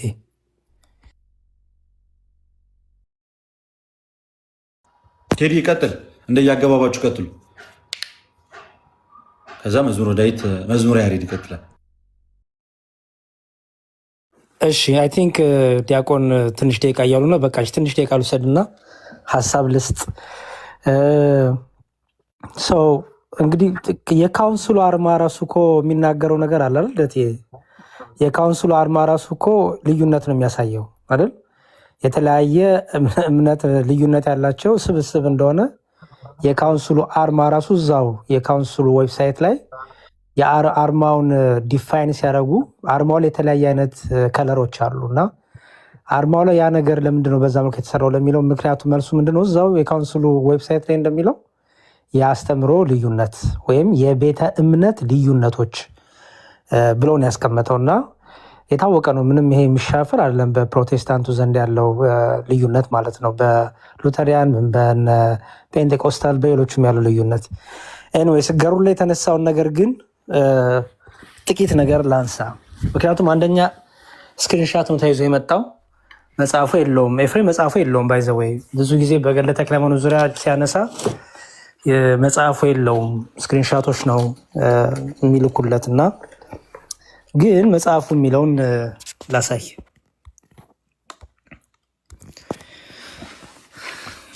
ገና ከመምጣቴ እዚህ ውስጥ ገና ሳላሟሙቅ እሺ፣ ይኸው ገድለ ተክለ ሃይማኖት ምዕራፍ 51 ጀምሮ ያለ ታሪክ አለ። ኦኬ እና ምን ይላል እዛ ላይ? ከዕለታት በአንደኛው ቀን ዘወትር ይጠይቀው የነበረ ባለጸጋ በጅማ ውስጥ አንድ ጠንቋይ አለ ብሎ ነገረው። እየመራውም ሄደ። አባታችን ተክለ ሃይማኖትም ጠንቋዩን አግኝቶ በላዩ ሲያማትብበት ይላል አፍሮ ትቶ ሸሸ። ብፁዕ አባታችንም ሴቲቱን ይዞ ወደ በዓቱ አመጣትና የሃይማኖትን ነገር አስተማራት። አሳምኖ የምንኩስና ልብስም አለበሳት። ይህ ነገር በየስፍራው ሁሉ ተሰማ። በውስጣቸው የሚኖሩ ሰዎች ሁሉ ስለዚህ መሰከሩትና ብዙዎችም አጋንንትም ደግሞ እየጮሁ ወደ ዋሻው ደጅ ተጠጉ። ድምፃቸውም እንደ ጦርነት ቀን ፈረስና እንደ ብዙ ሰረገላ ድምፅ ነው። ከጩኸታቸው የተነሳ የዋሻይቱ አካባቢ ተነዋወጸ ይችላል። አባታችን ተክለ ሃይማኖትም አውቆ ደቀ መዛሙርቱን አትፍሩ አላቸው። ከደቀ መዛሙርቱም ወደ ደጅ ወጥቶ ስላማተበባቸው ድል አደረግከን፣ አሳፈርከን እያሉ ሁሉም ተበተኑ። ይህንም ሲናገሩ ደቀ መዛሙርቱ ሰሟቸው። ብፁዕ አባታችንም አጋንንትን ረገማቸው፣ እጅግን በረታባቸው፣ የሚያደርጉትን አጡ። ባሰበውም ነገር ሁሉ ጌታችን ኢየሱስ ክርስቶስ ይረዳዋልና ከሰይጣናትም ጦር የተነሳ አይፈራም ነበር። በአንዲትም ቀን አባታችን ተክለ ሃይማኖት በጸሎት ሳለ አንድ እንደ ወርቅ የሚያበሩ 2 ቀንዶች ያሉት ታላቅ ዘንዶ መጣ ይላል። ብፁዕ አባታችንም ሊውጠው ወደደ። ብፁዕ አባታችንም በላዩ ስላማተበበት ዘንዶ ከላይ እስከታች ተሰነጠቀ። ደቀ መዝሙሩን ጠርቶ እና ይህንን ዘንዶ እየው አለው። ደቀ መዝሙሩም አይቶ እጅግ ደነገጠ። ብፁዕ አባታችንም እስኪ ከንዳውና ልኩን እወቃለሁ። ቢከነዳውም 30 ክንድ ሆነ። ሰይጣንም አንተ ክፉ ሰው በየቦታው ሁሉ አስጨነቀኝ፣ አሁንስ ግን የሸዋን ምድር በሙሉ ተውኩል እያለ ከሩቅ ጮኸ። ይህንም ተናግሮ እንደ ትቢያ በድኖ እንደ ጢስ ጠፋ። ከዚያችም ቀን ወዲህ ሰይጣን መፈታተኑን ተው። ብፁዕ አባታችን ደቀ መዛሙርቱን ዛሬ እግዚአብሔር በእጅ ያዋረደው የሰይጣንን ተንኮል አያችሁን? በምን ተሰውሮ የነበረውን በእባብ በዘንዶ እየተሰወረ የክህደት ትምህርት የሚያስተምር ጣዖት የሚያስመልክ ለዘንዶ ለእባብ የሚያሰግድ የነበረው ሰይጣን በእባብ ገላ ተሰውሮ ሲያደርግ የነበረው በዘንዶ ውስጥ ተሰውሮ ሲያደርግ የነበረውን እግዚአብሔር አዋረደው። ኦኬ፣ ክርስቶስ በተክለ ሃይማኖት እጅ ድንቅ ስራ ሰራ። ስለዚህ ምን አለ? ከእንግዲህ ወዲህ ግን በዚህ ቦታ አቅም የለውም። ያ በጣዖት የሚያስመልከው የክህደት ትምህርት የሚያስተምረው በዘንዶ የተመሰለው ሰይጣን፣ በእባብ የተመሰለው ሰይጣን ማለት ነው። እሁድና ሐሙስ ቀን እባብ የገደለ የክርስቲያን ወገን ሁሉ ኃጢአቱ ይሰረይለታል። ምን ማለት ነው? ኤፍሬም እንዳለው ነው? አይደለም። እሁድና ሐሙስ ቀን እባብ የገደለ ወደኋላ ገብታችሁ ስታነቡት አንደኛ በእነዚህ ቀኖች ውስጥ የጣዖት አምልኮ የባዕድ አምልኮ ይደረጉ ነበር። ለዘንዶ ይሰገዳል፣ ለእባብ ይሰገዳል። ይህንን የሚያደርግ ደግሞ ሰይጣን በእባብና በዘንዶ ውስጥ እያደረ ነበረ በእነዚህ ቀኖች ውስጥ። ስለዚህ ተክለ ሃይማኖት ብፁዕ አባታችን ተክለ ሃይማኖት ምን አለ? በክርስቶስ ትምህርተ መስቀል አማቶ ይህንን ዘንዶ ለሁለት ከሰነጠቀ ሰይጣናትን ድል ከነሳ በኋላ ደቀ መዛሙርት ምን አላቸው? በእነዚህ ቀኖች እባብ የገደለ ምን እባብ የገደለ ሲባል የምንፍቅና ትምህርትን፣ የጣዖት አምልኮን፣ የዘንዶ አምልኮን፣ የእባብ አምልኮን፣ የሰይጣን አምልኮን እነዚህ ምን ያደረገ ድል ያደረገ የረታ የሚመለኩትን ሰይጣናት፣ እባባት፣ ዘንዶች ሁሉ ድል ያደረገ የገደለ የሚደረገውን የክህደት ትምህርት ሁሉ ድል ያደረጉ ምን ያደርጋሉ አለ? የክርስቲያን ወገኖች ነው የሚለው። ክርስቲያን ለመሆን አይልም። ክርስቲያን ለመሆን ግደሉ አይልም። የክርስቲያን ወገኖች ሁሉ ኃጢአቱ ይሰረይለታል ብለህ ለልጆች ንገራቸው ብሎ ጌታ ኢየሱስ ክርስቶስ የነገረኝ አሁንም እነግራቸዋለሁ በልባችሁ ጠብቁት አላቸው ይላል። ስለዚህ ታሪኩ የሚያነሳው ከምዕራፍ 51 ጀምሮ ይሄንን ሀሳብ ይዞ ወደኋላ እንኳን ስትሄድ ልደትዬ ጨርሻለሁ። ወደኋላ ስንሄድ ራሱ እንደዚህ ከዘንዶ ጋር ከእባብ ጋር የተያያዙ አምልኮ እንደነበሩ ይሄው እዚህ ጋር ለምሳሌ ምዕራፍ ወደኋላ ትንሽ ሄድ ብላችሁ ምዕራፍ ስንትን ምዕራፍ 47 ጀምሮ ስታነቡ ከምዕራፍ 47 ወደኋላ ስትሄዱ ይኸው እዚህ ጋር ምን እንደሚል ይኸው እዚህ ጋር በየዋሻው የነበሩት ሲሰውለት የነበሩት ለእባቡ ሲሰግድለት የነበሩት ለዘንዶ ለእባቡ ይኸው ሰዎችም ሊሰውለት ወደ እርሱ ይሄዱ ነበር ይላል። ወደ ዘንዶ ብዙ አባታችን ከነሱ ዘንድ ደርሶ መሰዊያቸውን አፈርሶ በውስጣቸው ብዙ አብያተ ክርስቲያን ሰራ ይላል። እስካሁንም ድረስ አሉ። የውስጡንም ሰዎች በዚያ ያደረገውን ድንቅ ታምር ይናገራሉ። ሀገረ ገዥም ይላል ዳግመኛ መርቶ አስቦ ወደሚባል ዋሻ በግራሪያ ውስጥ ካሉ መሳሪያን ሁሉ የሚከፋ መሰሪያን ወዳለበት ስፍራ ወሰደው። ብፁዕ አባታችን ተክለ ሃይማኖትም ይላል ይሁት በጌታችን በኢየሱስ ክርስቶስ ስም እየዘመረ እግዚአብሔር ጉልበቴ፣ መጠጊያዬ፣ መድኃኒቴ በጠራሁትም ጊዜ ከጠላቶቼ የምድንበት ረዳቴ፣ ከጥፋተኞችም ጠላቶች የሚያድነኝ ነው እያለ ከሩቅ ማማተብ ጀመረ ይላል። ወደኋላ ስትሄድ እነዚህ ነገሮች ሁሉ በዛ አካባቢ ሲደረጉ የነበሩትን የጣዖት መሰዊያዎች፣ ይሄ አስማተኞች፣ መተተኞች፣ ለዘንዶ የሚያስመልኩ ሰይጣናትን እባብን የሚያስመልኩ ሁሉ የነበረበት ቦታ ነበረና በዚህ መልኩ የተደረገ ተአምር ነው እንጂ ኤፍሬም እንዳለው በቃ ከነገር ድነት ጋር ተያይዞ ከዘላለም በቃ ህይወት ጋር ተያይዞ የተባለ አይደለም። ስክሪንሻት ይዞ ስለመጣ ሀሳቡ የለውም ኤፍሬም። እና መጽሐፉ ግን የሚያነሳው አንደኛ የክደት ትምህርትን በእባብ በዘንዶ መስሎ ያነሳል። ሁለተኛ ደግሞ አክቹዋሊ በዘንዶና በእባብ ገላ ውስጥ ተሰውሮ ሰይጣን ይመለክ ይሰገድለት መስዋዕት ይሰዋለት ስለነበረ ያንን ቀን እየጠበቁ የሚሰውለትን እባብ የገደለ ያንን ቀን እየጠበቁ ለሚሰግዱለት ያንን ዘንዶ ለገደለ ላዋረደ ከጣዖት አምልኮ ወደ አምልኮ እግዚአብሔር ላመጣ በእውነት ኃጢአቱ ይሰረይለታል እያለ የክርስቲያኖችን ጽናት፣ ለክርስቲያኖች ብርታት፣ ለክርስቲያኖች ያለባቸውን ከሰይጣን ጋር ያላቸው ትግል ያስተማርበት ክፍል ነው። ልደትዬ ይሄን ለማሳየት ነው። እግዚአብሔር ይስጥልኝ። ቃለ ሕይወት ያሰማልን። መዝሙር ያሬድ እግዚአብሔር አምላክ በእድሜ በጤና ያቆይልን። በጣም እናመሰግናለን። ደስ የሚል ማብራሪያ ነው የሰጠኸው። እውነቱን ለመናገር በጣም ደስ የሚል ነው። እግዚአብሔር የተመሰገነ ይሁን ስላደረግ ግልጽ የሆነ ማብራሪያ። ቲክቶክ ብዙ ነገሩ ተቀይሯል። ማተለቅ ምናምን ብሎ አይቻልም። ማሳነስ፣ ማተለቅ፣ ኤክስፓንድ ለማድረግ ራሴን ራሱ ግራ እየገባኝ ነው። ደስ የሚል ማብራሪያ የሰጠው በጣም እናመሰግናለን። በአቡነ ተክለ ሃይማኖት ገድል ዙሪያ ያው ብጥቅ ያለች ነገር ማርክ የተደረገባት ነገር ነው ይዘው የመጡት የነበረው። እሱን እንግዲህ አይተንበታል። ያው ዋነኛው አንድ መርሳትና መዘንጋት የሌለብንን አንድ ነገር ደግሜ እዚሁ ጋር ላስረዳችሁ። ከዚህ ፊትም ተናግረን ስለምናውቅ እንግዲህ በእኛ ቤተክርስቲያን ብዙ ጊዜ ሀሳቦች ይነሳሉ። ቤተክርስቲያንን ለመተቸት፣ ለመሳደብ፣ ለማዋረድ አብዛኞቹ ከማስረጃ ውጭ የሆኑና ማስረጃውን በሌላ መንገድ ሽፍት ያደረጉ ከትክክለኛ ዶክመንት ጋር ያልተገናኙ በብዛት ከጥላቻ የመነጩ ስድቦች እንጂ የምናስተምረውን በደንብ ጠንቅቀው አውቀው አይ መጀመሪያ እኮ ኦርቶዶክስ ይህን ታምናለች ይህን ታስተምራለች ብለው አይደለም ወደኛ የሚመጡት። እንደዚሁ ምን ብለን እንስደባቸው ምን ብለን እናዋርዳቸው በሚል ነው። እኛ እንደምታዩት ለሚጠየቀው ጥያቄ የተረጋጋ መልስ እንሰጣለን። በተረጋጋ መንፈስ በቂ አመርቂ መልስ እንሰጣለን። እኛ ደግሞ መልሰ እነሱ ስንጠይቃቸው ደግሞ እጅግ በጣም ኮንክሪት የሆኑ ዶክመንቶችን እያወጣን ነው የምናሳያቸው የምንሰጣቸውም ሀሳብ ስንሰጣቸው እና ከዛ አንጻር እንዳትረሱት። ሌላኛው እኛ ሾርት ሚሞሪያሞች አይደለንም። ዮናስ ጴንጤ ነው እንዳትረሱ እሱን። ጴንጤ በነበረበት ሰዓት ላይ ጴንጤ ከመሆኑ በፊት ቤተክርስቲያናችንን እንዴት አድርጎ ሲናገር ሲሳደብ ምናምን እንደነበረ መቼም አንረሳውም። የማሽቃበጥ ስራ ሳይሆን እየሰራን ያለ ነው። ቦታው ላይ ግን ያስፈልግ ነበረ የሆነ ሰው ገብቶ መናገር ስለነበረበት ነው እንጂ እኔ መቼም ቢሆን ወደ ፕሮቴስታንት ሲሄድ ኦርቶዶክስ እንዴት እንደተናገረ እንዴት እንዳሸማቀቀ ምናምና እምረሳው ጉዳይ የለም። ለመጨረሻ ጊዜ እኔ ከእሱ ጋር ያደረግኩትን ውይይት አልረሳም። ግን ቤተክርስቲያኔ ስሟ በተነሳበት ሰዓት ላይ እና ሚስ ኢንተርፕሬት ልትደረግ ባሰበችበት ሰዓት ላይ ገብቼ መልስ እሰጣለሁ። መልስ እሰጥ ግን እያሽቃበትኩኝ ምናምን እያልኩኝ ሳይሆን መልስ መስጠት ያለብኝ እሰጣለሁ።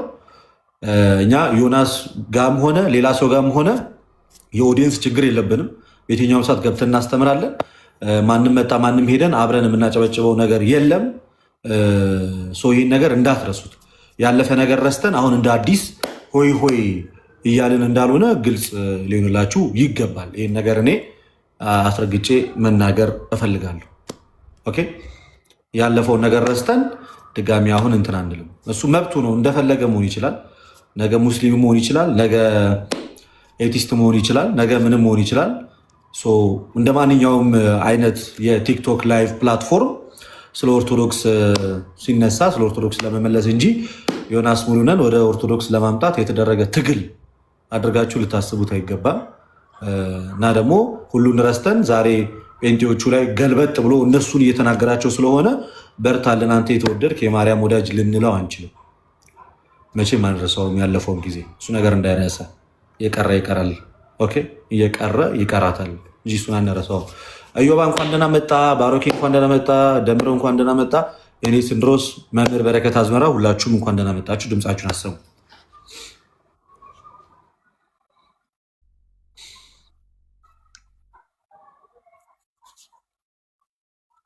ልደት ፕሮግራም በረከት ይቀጥል። እንዴት አደርግ? ሰላም ብለናል። እዮቤ ከኔ እኩል ነው የሚከፍተው። አይተዋላ በዙሪያ ሬድ ብራ ፕሮግራም የኔ ሲንድሮስ ቀጥል። ሰላም ብለን ስለጀመርክ እሺ።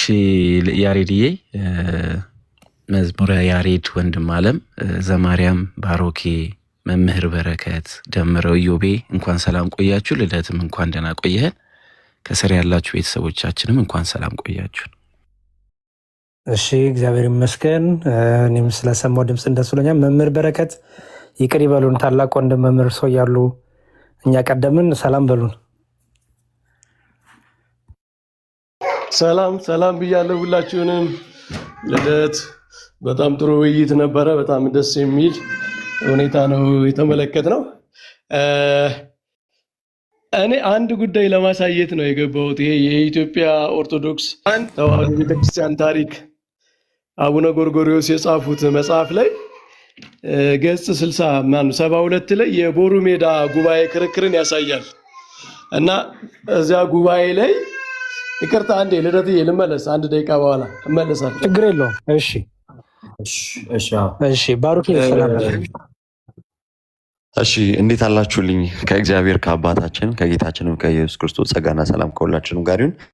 ዲያቆን ያሬዶ፣ ዲያቆን ቴዲ፣ አዳሚሻ፣ ደሜ፣ ኢዮባ፣ ተሙ፣ መምህር በረከት እንዲሁ ልደትሻ ሁላችሁም ሰላም ብያለሁ። ከታች ያላችሁ እህቶች ወንድሞችም ሁላችሁም ሰላምታ ይድረሳችሁ። ሰላማችሁ ይድረሰኝ።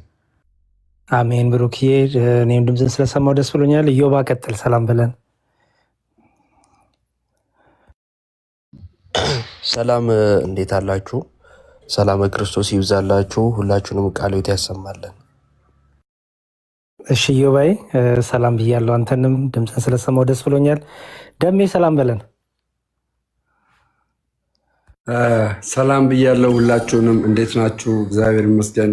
ያሬዶ ስላየው ደስ ብሎኛል። እዚህ ያላችሁ ወንድሞች ሁላችሁንም፣ ዘማርያም፣ ሴንትሮስ፣ ባሮክ፣ ኢዮባ፣ በረከት፣ ተመስገን ሁላችሁንም ሰላም ብያለሁ።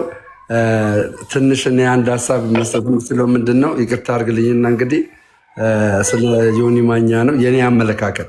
የልደትን አመለካከት ተናግሯል። ትክክል ነው። ቤተክርስቲያን በዛ ልክ ተናግሯል። እኛ አዝነናል፣ ልባችን ወድቆ ነበረ በጣም በሚያስገርም ሁኔታ። ነገር ግን ዛሬ ላይ ያንን ነገር ይቅርታ ብሎ ልጁ ይቅርታ ጠይቋል። ቤተክርስቲያን የማይገባት ነገር ተናግሬያለሁ ብሎ ተናግሯል። አሁን የዛሬ ዓመት የነበረው ዮኒ ማኛና ዛሬ የነበረው ዮኒ ማኛ አንድ አይደለም። በጣም በሚያስገርም ሁኔታ በቃ ሰዎች ከሚገቡት ከሚነግሩት ነገር የተነሳ የእግዚአብሔር ቃል ነገር እየተረዳ ቤተክርስቲያንን እያውቃት እየመጣ ነውና ዮኒ ማኛ ላይ አሁን የቤተክርስቲያን ጥላቻ አለበት ብዬ እኔ በተአምር አልናገርም። እሱም ከዚህ በኋላ እንደዚህ የቤተክርስቲያን ጥላቻ ይኖርበታል ብዬ አልልም። ምክንያቱም ከሚሰማው ትምህርት አኳያ ማለት ነው። ግን ከዛ በፊት ያደረጋቸው ስድቦች ይቅርታ ጠይቋል። ከይቅርታ በላይ ምን አለ?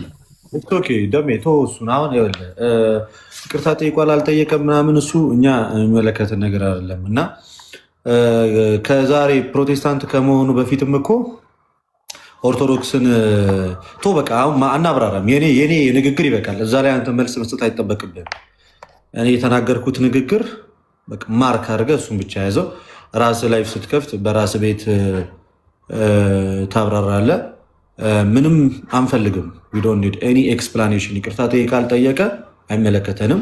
እዚህ ሚዲያ ላይ በቆየንበት ባለፉት 4 እና 3 ዓመታቶች ውስጥ ግን እዛና እዚህ እያለ እዛ የእነሱን ይቅርታ ይጠይቃል፣ እኛ ጋር ሲመጣ እኛን ይቅርታ ይጠይቃል። ኢትስ ኦኬ። እኛ አሁን ምንም ስለ እሱ አጀንዳችንም አይደለም ጉዳያችንም አይደለም። ምንም ችግር የለውም። ከመጣ እናስገባዋለን። ግን የማሽቃበጥም ሆነ ምናምን አሁን እኮ እንደዚህ ብሎናል ምናምን ነገር ብለን የምናልፈው ለማቀራረብ ምናምን የምንለው ነገር የለም። እሱ ምንም ችግር የለውም። ይቅር። እኔ በተናገርኩት ንግግር እሱን እንደ መዝጊያ ንግግር አድርጋችሁ ያዙት። አሁን ወደ ርዕሰ ጉዳያችን እና ወደ መጣንበት ዓላማ እንሄዳለን። ከዛ በፊት አንድ መልእክት ብቻ ላስተላልፍ። ነገ እንግዲህ ወደዚህ ዓለም ከተቀላቀልኩ የሆነ ዓመት የሆነኝ ቀን ነው እና 600 ሺህ ተከታይ ልገባ 500 ሰው ብቻ ነው የቀረኝ። ስለዚህ ነገ ልደቴን ሳከብር 600 ሺህ ሰው ገብቼ እንዳከብር የልደት ስጦታችሁ እንዲሆን ፎሎ ያደረጋችሁ ሰዎች ፎሎ አድርጉኝ። በእመቤታችን በድንግል ማርያም ቀን የተወለድኩበት ቀን ስለሆነ ፎሎ አድርጉኝ። 600 ሺህ ልግባና ከዛ ልደቴን አከብራለሁ። ነገ የተወለድኩበት ቀን ነው ለማለት ነው። ቀጥሉ መምህር።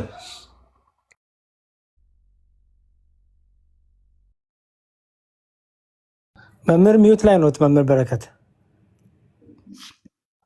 እሺ። ልደት ይሄ የኢትዮጵያ ቤተክርስቲያን ታሪክ አቡነ ጎርጎርዮስ የጻፉት ገጽ 72 ላይ ከቅባትና በጸጋ መካከል በነበረው ክርክር የቦሩ ሜዳ ጉባኤ አይነት የተነገረ ነው እና አንድ ሰው ተአምረ ማርያምን ይጠቅሳል ለዶክትሪን ማለት ነው።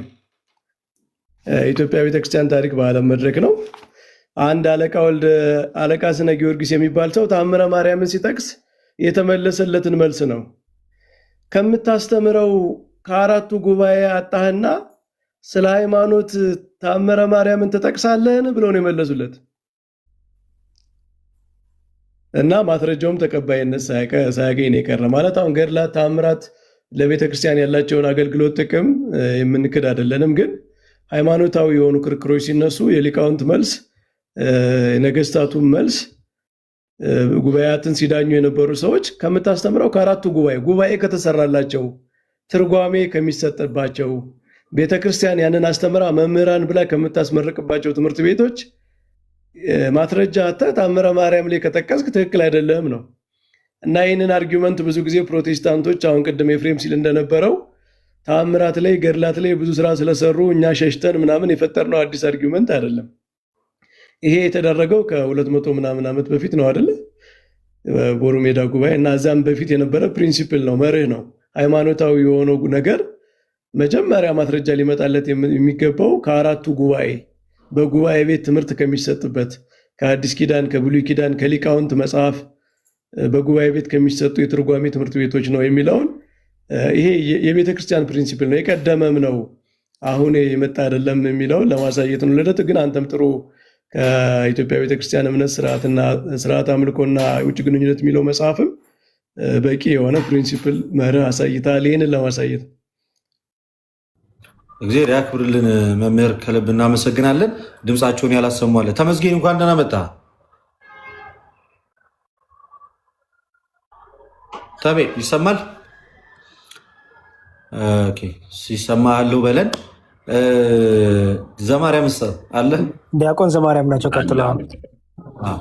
እሺ በድጋሚ እንደምን አረፈዳችሁላችሁ።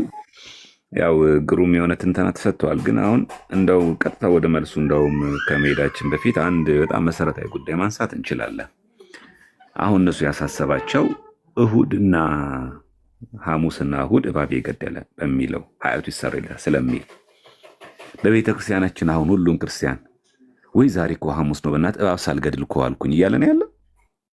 ሪል መሬት ላይ ያለውን ስንነጋገር እውነት እነጋገር። መቼም ቅድም ኤፍሬም ባለ ጊዜ አንድ ነገር መስክሯል። ኦርቶዶክስ ቤተክርስቲያን መሰረቷ ወንጌል እውነተኛ አስተምሮ እንዳላት አምናለሁ ብሏል። ያው ለመናገር የፈለገው ኋላ ግን የተጨመረ ነገር አለ ነው። ያው መከረኛ ዘርዓ ያዕቆብ ሊጠቀስ ነው። ግን እስቲ እውነት ለመናገር ዛሬ እሁድ ተነስቼ ሳላስቀድስ ስጋ ወደሙ ሳልቀበል ነው የምንለው? ሪል መሬት ላይ ያለችው ኦርቶዶክስ ወይ ዛሬ እባብ ሳልገድል ገድል ላይ እኮ ገድለ ተክለ ሃይማኖት ላይ እኮ እባብ የገደለ ይሰረይለታል ስለሚል እባብ ሳልገድል አልኩኝ ነው የሚለው። እውነት እንደዛ ነው የምንለው? ሰባክያንስ ቤተክርስቲያን ላይ ቆመው ሐሙስ ቀንስ ጸሎት ሐሙስ አለ ለምሳሌ ቤተክርስቲያናችን። እንደውም በሰሙነ ሕማማት ላይ ቅዳሴ ከሚቀደስባቸው ዕለት አንዱ ሐሙስ ነው። እንግዲህ ምዕመናን ዛሬ ስጋ ወደሙ አይደለም መቀበል ያለባችሁ። ስጋ ወደሙ ብትቀበሉም ችግር የለውም፣ ባትቀበሉ እባብ ገድላችኋል ግን ዛሬ ወይስ እባብ የገደለ እጅ አውጡ ነው የምንባለው? አሁን ሪል መሬት ላይ ያለችው ናት ወይ? እውነት ስንነጋገር ማለት ነው። ወደ መልሱ ሳንሄድ ነው። እውነት እናንተ እንደምትሉት እንውሰደውና ሐሙስና እሁድ ቀን እባብ የገደለ በሚለው ሴንስ እንውሰደውና ቤተክርስቲያናችን ያውደ ምሕረቷ ትምህርትም ሆነ ምዕመኑ ራሱ አባ ይፍቱኝ ዛሬ እባብ ገድያለሁ ነው የሚሉት? አይደለም። ያው ድርቅና ካልያዝን በስተቀር አይደለም። መሰረታዊ ጉዳይ እሱ ነው። አሁን ለማስጨበጥ ያክል ነው። እንደ ወደ መሬት ስንወስድ መሬቷ ላይ ያለችው ኦርቶዶክስ ስለሚሉን ማለት ነው። መሬት ያለችው እቺ ናት። ደብረ ሊባኖስም እንሂድ። ደብረ ሊባኖስስ ብንሄድ እዛ ያለው ቤተክርስቲያናችን ትምህርት ዛሬ ነሐሴ 24 ነው የዋለው እሁድ ቀን ነው። ዛሬ ታኅሳስ 24 ነው የዋለው ሐሙስ ቀን ነው። ስለዚህ ምዕመናን እዚህ ከማስቀደሳችሁ የተክልዬን ያለበት ስባራ አጽሙ ያለበት ያረፈበት ቅዱስ ስፍራ እዚህ ደብረ ሊባኖስ ከመጣችሁ በፊት ዛሬ እዚህ ቦታ ላይ እባብ ገድላችኋል ሳልገደላችሁ ነው የሚሏቸው? አይደለም። ስንት ጊዜ ደብረ ሊባኖስ ሄደናል። ስንት ጊዜ ቃል እግዚአብሔር ሰምተናል። በዕለቱ የነበረውን ቅዳሴ አልሰማንም። በዕለቱ የነበረውን ስጋ ወደሙ አልተቀበልንም። እዛው ደብረ ሊባኖስ ቤተክርስቲያን ላይ ከዛ አንጻር መታየት ይችል ነበር። በአጭሩ ወደ መልሱ እንኳን ሳንገባ ማለት ወደ ፕራክቲካል ነገሩ ስንገባ ማየት እንችላለን። ግን ደግሞ እስቲ ደግሞ ቅድም ወንድሞቻችን እንዳሳዩት እስቲ ገድለ ተክለ ሃይማኖት ደግሞ አቡነ ተክለ ሃይማኖት ሰዎችን ሲያስጠምቁ ምን ያደረጉ ነበረ? ምን ነበረ ትኩረታቸው የሚለውን ነገር እንመልከተው ነው። ለምሳሌ እዚህ አቡነ ተክለ ሃይማኖት ገድል ላይ አንድ ሁለት ጥቅሶችን ላሳይና ለማየት ለንጽጽር እንዲያመችን ማለት ነው። እሺ እዚህ ምዕራፍ 30 ላይ እዚህ ገድለ ተክለ ሃይማኖት ምዕራፍ 30 ላይ እንዲህ ይላል። ቁጥር 30 ላይ አባታችን ተክለ ሃይማኖትም ልጆቼ ኑ ተከተሉኝ፣ ምሰሉኝ፣ እናንተን በፈጠረ በእግዚአብሔርም እመኑ አላችሁ። አሁን ገድለ ተክለ ሃይማኖት የሚናገረው አባታችን ተክለ ሃይማኖትም ልጆቼ ኑ ተከተሉኝ፣ ምሰሉኝ አሉ። ማንን? አቡነ ተክለ ሃይማኖትን መከተል መምሰል ምን ማለት ነው? እናንተን በፈጠረ እግዚአብሔርም እመኑ አላቸው። የፈጠረን ማን ነው? እግዚአብሔር። ከዛ መላው እንደ አንድ ልብ መካሪ፣ እንደ አንድ ቃል ተናጋሪ ሆነው በአንተ አምላክ እናምናለን አሉ። በአንተ እናምናለን እኮ የሚለው በአንተ አምላክ እናምናለን አሉ። ከዛ ምን አለ? እምነት ብቻ በቂ ነው አለ። ሁሉንም በሶስቱ ስም አሳምኖ አጠመቃቸው። ለምን አይረሱትም? ይሄን ለምን አይዘነጉትም? አቡነ ተክለ ሃይማኖት አይ በቃ አመናችሁ በእኔ እኔም መሰላችሁ እግዚአብሔርን አመናችሁ በቂ ነው መቻሉ። የፈጠራችሁን እግዚአብሔር እመኑ ብለው ሁሉም በማን ስም ነው የሚለው? በሶስቱ ስም አሳምኖ አጠመቃቸው ይላል። ይሄ ገድለ ተክለ ሃይማኖት ነው። ይሄን ለምን ረሱትም? እሺ አሁንም እናንሳ ከክቡር አባታችን እዚህ ምዕራፍ 32 ላይ ተክለ ሃይማኖት ገድል ማለት ነው። ምዕራፍ 32 ቁጥር 2 ላይ ክቡር አባታችን ተክለ ሃይማኖት እነዚህን ሰዎች ለእግዚአብሔር መገዛታቸውን አይቶ የስሙን ማመን በልቦናቸው ያሳደረባቸውን እግዚአብሔርን አመሰገነ ይልና ተነስቶ ልብ በሉ እዚህ ጋር ተነስቶ ምዕፅ ወደምትባል ወረደ። ውሃውን ባርኮ በአብ በወልድ በመንፈስ ቅዱስም አጠመቃቸው። በዚያች ቀን 603,049 ሰዎች ተጠመቁ ይላል። ስንት ሺህ? እኛ ላይ በገባንበት የሁላችን ቢጨመቅ የሁሉ ሰው አጥመቀናል። እኛ ወንጌል በሰበክንበት ችግር የለም እንደምረው፣ የዩቲዩብንም እንደምረው፣ የአውደ ምሕረቱም እንደምረው። እኛ በእውነት በዚህ ዓመት አስጠምቀናል። በአንድ ቀን ስብከት 603,000 እኮ ነው። 49 ሰዎች ተጠመቁ። ይህ ገድለ ተክለ ሃይማኖት ነው። ማንሳት እንዲህ እንችላለን። ከእባብ ጋር በተያያዘ ደግሞ የተነሳውን ደግሞ እናንሳ። ለምንድን እባብ የተነሳው የሚለው ቅድም እንደተነሳው በዛ አካባቢ እባብን ያመልኩ ስለነበረ በእባቡ ደግሞ አድሮ ሰይጣን በጣም ክፉ የሆነ ስራን እየሰራ ያ ማለት ጣዖት እያስመለካቸው ግብር እያስገበራቸው በጣም ራሱን እንደ አምላክ እያረገ እንዲመለክለት ግብር እንዲገበርለት ያደርግ ነበረ። ማን? ዲያብሎስ። ያንን ነው የተቃወሙት። ያን የተቃወሙት አቡነ ተክለ ሃይማኖት እንጂ በቁሙ እባብን አይደለም። ያንን ስራ የሚሰሩ አጋንንት ነበሩ። የእባብ ብቻ አይደለም፣ የተለያዩ አራዊቶችም ነበሩ። ለምሳሌ እንዲህ የሚል ቃል አለ እዚሁ ምዕራፍ 50 ላይ። እዚህ ገድለ ተክለ ሃይማኖት አሁን ማሳያችሁ ምዕራፍ 50ን ተመልከቱት፣ ቁጥር 17 ተመልከቱ። እዛ ላይ ቃል በቃል ታያላችሁ። እዚህ ጋር የጎጃሞቹን ፈረሶቻችን እሳት ልብሶቻችን እሳት ሲሆን ማን ይችለናል? በመብረቅም እንመለሳለን አሉ። ይህንንም ሲናገሩ ምሽት በሆነ ጊዜ ሁሉም ከአባታችን ዋሻ ስር ተሰብስበው ክፉ ስራቸውን ጀመሩ። ዋሻ ውስጥ የነበሩትን አራዊቶች ተመልከቱ። አጋንንት ምን ያክል በምን እየተመሰሉ ሰውን ሲፈትሉ እንደነበሩ። እኩሌቶቹ እሳት ከአፋቸው ያናፋሉ፣ እኩሌቶቹ እንደ ጅብ እንደ አንበሳ ይጮሃሉ፣ ከእነርሱም እንደ እባብ የሚያፏጩ አሉ፣ እንደ እንቁራሪት እንደ ግርማ ሌሊት የሚጮሁ እንደ ዝንጀሮም የሚጮሁ አሉ ይላል። አጋንንት ምን ያክል አጋንንት ስራ እንደሚሰሩ ተመልከቱ።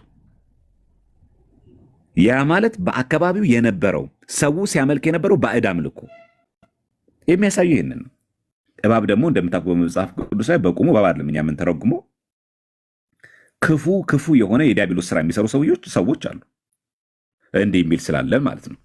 አንድ ሁለት ላሳይ ከዚህ ላይ ማለት ነው። እዚህ ተአምር ላይ እንደውም ተአምረ ተክለ ሃይማኖት ላይ መጨረሻው ክፍል ላይ ተአምር 4 ላይ እንዲህ ይላል። በደብረ ሊባኖስ የሚኖሩ ገዳማውያን ስለ ውሃ መቅዳት ቀድሞ ስርዓት ነበራቸው። ቀድሞ የሄደ በቅድሚያ ውሃ ይቀዳል፣ በኋላም የሄደ እንዳመጣጡ በኋላ ቀርቶ ይሄድ ነበር ይልና ከዕለታትም በአንድ ቀን በኋላ የመጣው በፊት የመጣውን የቅድሚያ ተራውን ወስዶበት ወረፋውን በነጠቀው ጊዜ የቀድሞ አባቶችን ስርዓት ስለምን ታፈርሳለህ? አሁንም ያለ ተራ እንዳትቀዳ በአባታችን በተክለ ሃይማኖት ስም አምልሃለሁ አሉ። ሰውየው ግን እምቢ ብሎ ቅድሚያውን ለመያዝ የውሃ መቅጃውን እንስራ በምንጩ አጠገብ አስቀመጠው። በዚያ ጊዜ ሰውየው የጻድቁ ስም ያማለውን መሐላ ባለመስማቱ ከውሃው ጉድጓድ ውስጥ ታላቅ እባብ በቁጣ መላሱን ያውለበለበ ይነክሰው ዘንድ ወጣ ይላል። ስለዚህ ልክ አሁን እባብ ሲባል የክፋትን የተንኮልን የዲያብሎስን ብቻ አይደለም፣ ለቁጣም ይታዘዛል። ልክ ኤልሳ አንተ መላጣ ባሉት ጊዜ ድቦች ወጥተው እንደበሉት በሙሴ ጊዜ ነዝር የተባለ እባብ መጥቶ እንደነደፋቸው ለቁጣም ይላካል። ልክ አሁን እባብ ስለኛ ገድለ ተክለ ሃይማኖት ስናገኝ በቃ ያ ዲያብሎስ ብቻ ነው እያልን አይደለም።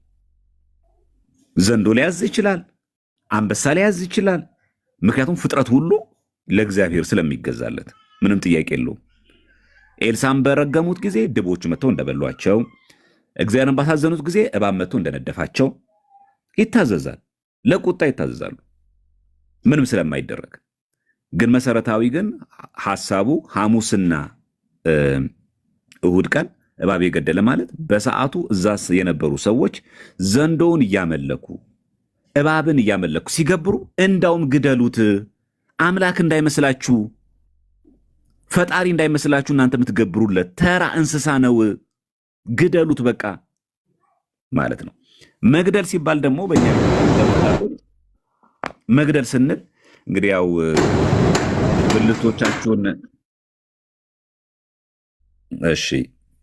ብልቶቻችሁን ግደሉ ሲል ሐዋርያው መቼስ ያው ሰይፍ አምጥታችሁ ቁረጡ እያልን አይደለም አይደል?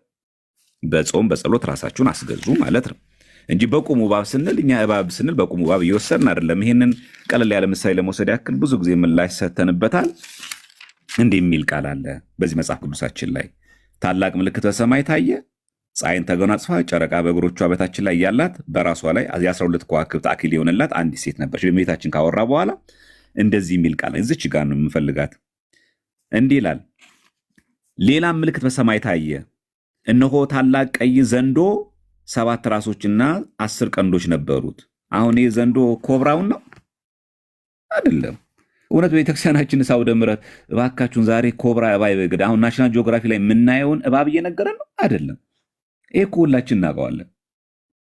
እሺ ሚካኤልና ዘንዶ ተዋጉ ሲልስ ቁጥር 7 ላይ ሚካኤል የተዋጋው ናሽናል ጂኦግራፊ ላይ ከምናየው እባብ ጋር ነው የተዋጋው። እንደዛ ነው የቤተክርስቲያናችን ትምህርት። ኢቨን ፕሮቴስታንቶች እንደዛ ይተረጉሙታል? አይተረጉሙትም። ስለዚህ ሚካኤልና ዘንዶ ተዋጉ ሲባል በቁሙ ያው እንደምናውቀው ዘንዶ ማለት አይደለም። እሺ ወደ ደግሞ በጣም ግልጽ የሚያደርግልን ደግሞ እንምጣ። ወደ መዝሙረ ዳዊት ላይ ደግሞ መጽሐፍ ቅዱሳዊ ሲሆን ሁሉ ነገር መልካም ስለሆነ መዝሙረ ዳዊት ላይ ደግሞ እንምጣ። መዝሙረ ዳዊት መዝሙር 73 እንደዚህ የሚል ቃል እናገኛለን። መዝሙረ ዳዊት መዝሙር 73 ላይ መዝሙር 73 በቅንፍ 74 ቁጥር 14 ላይ እንደዚህ ይላል፣ አንተም የዘንዶን ራሶች ቀጠቀጥክ፣ ለኢትዮጵያ ሰዎችም ምግባቸውን ሰጣቸው ይላል። አሁን እግዚአብሔር አምላክ ዘንዶ የተባለው ዲያብሎስን መቀጥቀጡ ለማሳየት እንጂ ይሄ ኮብራ እባብን ነው? እሺ እዚሁ ላይ ደግሞ መዝሙረ ዳዊት ላይ አሁንም መዝሙር 90 ስንመለከት እንዲህ የሚል ቃል እናገኛለን። መዝሙር 90 ቁጥር 13 ላይ መዝሙረ ዳዊት መዝሙር 90 ቁጥር 13 እንደዚህ ይላል፣ በተኩላና በእባብ ላይ ትጫማለህ፣ አንበሳውና ዘንዶውን ትረግጣለህ ይላል። በሉ እንግዲያውስ ገድለ ተክለ ሃይማኖትን በቁም የምትወስዱ የፕሮቴስታንት ወገኖቻችን እስቲ ሄዳችሁ እባብን ተጫሙት። እስቲ ሄዳችሁ እስቲ ተኩላውን ንኩት። እስቲ ሄዱና አሁን በተኩላና በእባብ ላይ ትጫማለህ፣ አንበሳውን ዘንዶውን ትረግጣለህ ይላል። ምን ማለት ነው? ተኩላ የተባለው ማን ነው? እባብ የተባለው ማን ነው? ቀላል ነው። እና አንበሳውንና ዘንዶውን ትረግጣለህ ይላል። ያ ማለት አሁን አንበሳ ሄደን እንረግጣለን? ምን ማለታችን ነው? ትርጓሜው ምንድን ነው? መጽሐፍ ቅዱስ የሚናገር ይሄንን አሁን ስለ እንስሳት እያወራ አይደለም። አሁን መጽሐፍ ቅዱስ ይሄው ተመልከቱ፣ በተኩላና በእባብ ትጫማለህ ይላል፣ አንበሳውን ዘንዶውን ትረግጣለህ፣ ስለዚህ እንዲመርገጥ አለብን ማለት አይደለም። እዚህ በአጭር ቃል እባብ ዘንዶ ብሎ የሚገልጸው ዲያብሎስን ነው፣ ሰይጣንን። ስለዚህ ሐሙስና እሁድ ቀን ግደሉት ማለት በጾም በጸሎት ግደሉት፣ ከዛስ ስጋው ደግሞ ተቀበሉ። ሐሙስ እንደምታውቁት ጸሎተ ሐሙስ ናት። እሁድ ቤተክርስቲያናችን ተገኝተን አስቀድሰን በጌታ ቀን ማለት ነው ስጋው ደግሞ የምንቀበልባት ዕለት ናት እንጂ ደብረ ሊባኖስ ብንሄድም እንኳን ምዕመናን ዛሬ ሐሙስ ነው፣ እባብ ያልገደለ ሰው አለ እንዴ? ኃጢአታችሁ እንዲሰራ የላችሁ ተብሎ እባብ እየገደለ በየጫካው ገጀራ ይዞ የሚዞር ክርስቲያን አለ? ለምን እውነት አንነጋገርም? መሬት ላይ ያለችው ኦርቶዶክስ ቻለች። የትኛው የአቡነ ተክለ ሃይማኖት ደብር? ይሄው አለን እኮ አዲስ አበባ ላይ ተክለ ሃይማኖት ሰፈር። እስቲ አቡነ ተክለ ሃይማኖት ቤተክርስቲያን እኮ አለ። የደብሩ አስተዳዳሪ ናቸው ያሉት። የደብሩ ስብከት ወንጌል ነው። ሰንበት ስንማር ነው። ገጀራ ይዛችኋል ምዕመናን። ዛሬ እኮ ሐሙስ ነው። እባብ ሳትገሉ እንዴት ዋላችሁ? በሉ በየጫካው ፈልጉ። በሉ ወጣ በሉ ከአዲስ አበባ በየጫካ እየፈለጋችሁ እባብ ገድላችኋል። ዛሬ እሁድስ ኃጢአትህ እኮ እንዲሰራ ይል ነው ብላ ነው የሰበከችው ቤተክርስቲያን። የሌለ ነው ለማለት ነው። ሌላው ማብራሪያ በጣም ጥሩ ነው። ለቅድሙ ደግሞ በደንብ አንትን አትበሉ። ያው ቅድም ልደተ ቃል ያው ለተፈጠረው ነገር ብዙም ተገቢ አይደለም። ያው መሰደባችን ምናምን የተገባ ነው። ባይሆን ጠቅላይ ቤተ ክህነት ዘመድ ያላችሁ ሰዎች ካላችሁ አናግሩኝና ደብዳቤ ላጽፍ።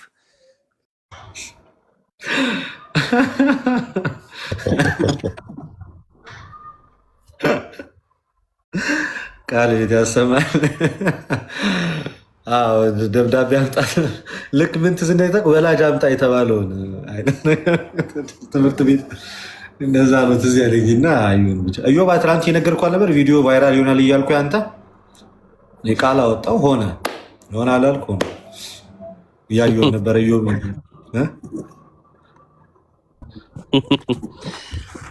ችንም ያዝና ደግሞ ተንብይብና አይ ትንቢቱን እንኳን ለአንተ ትችዋለህ።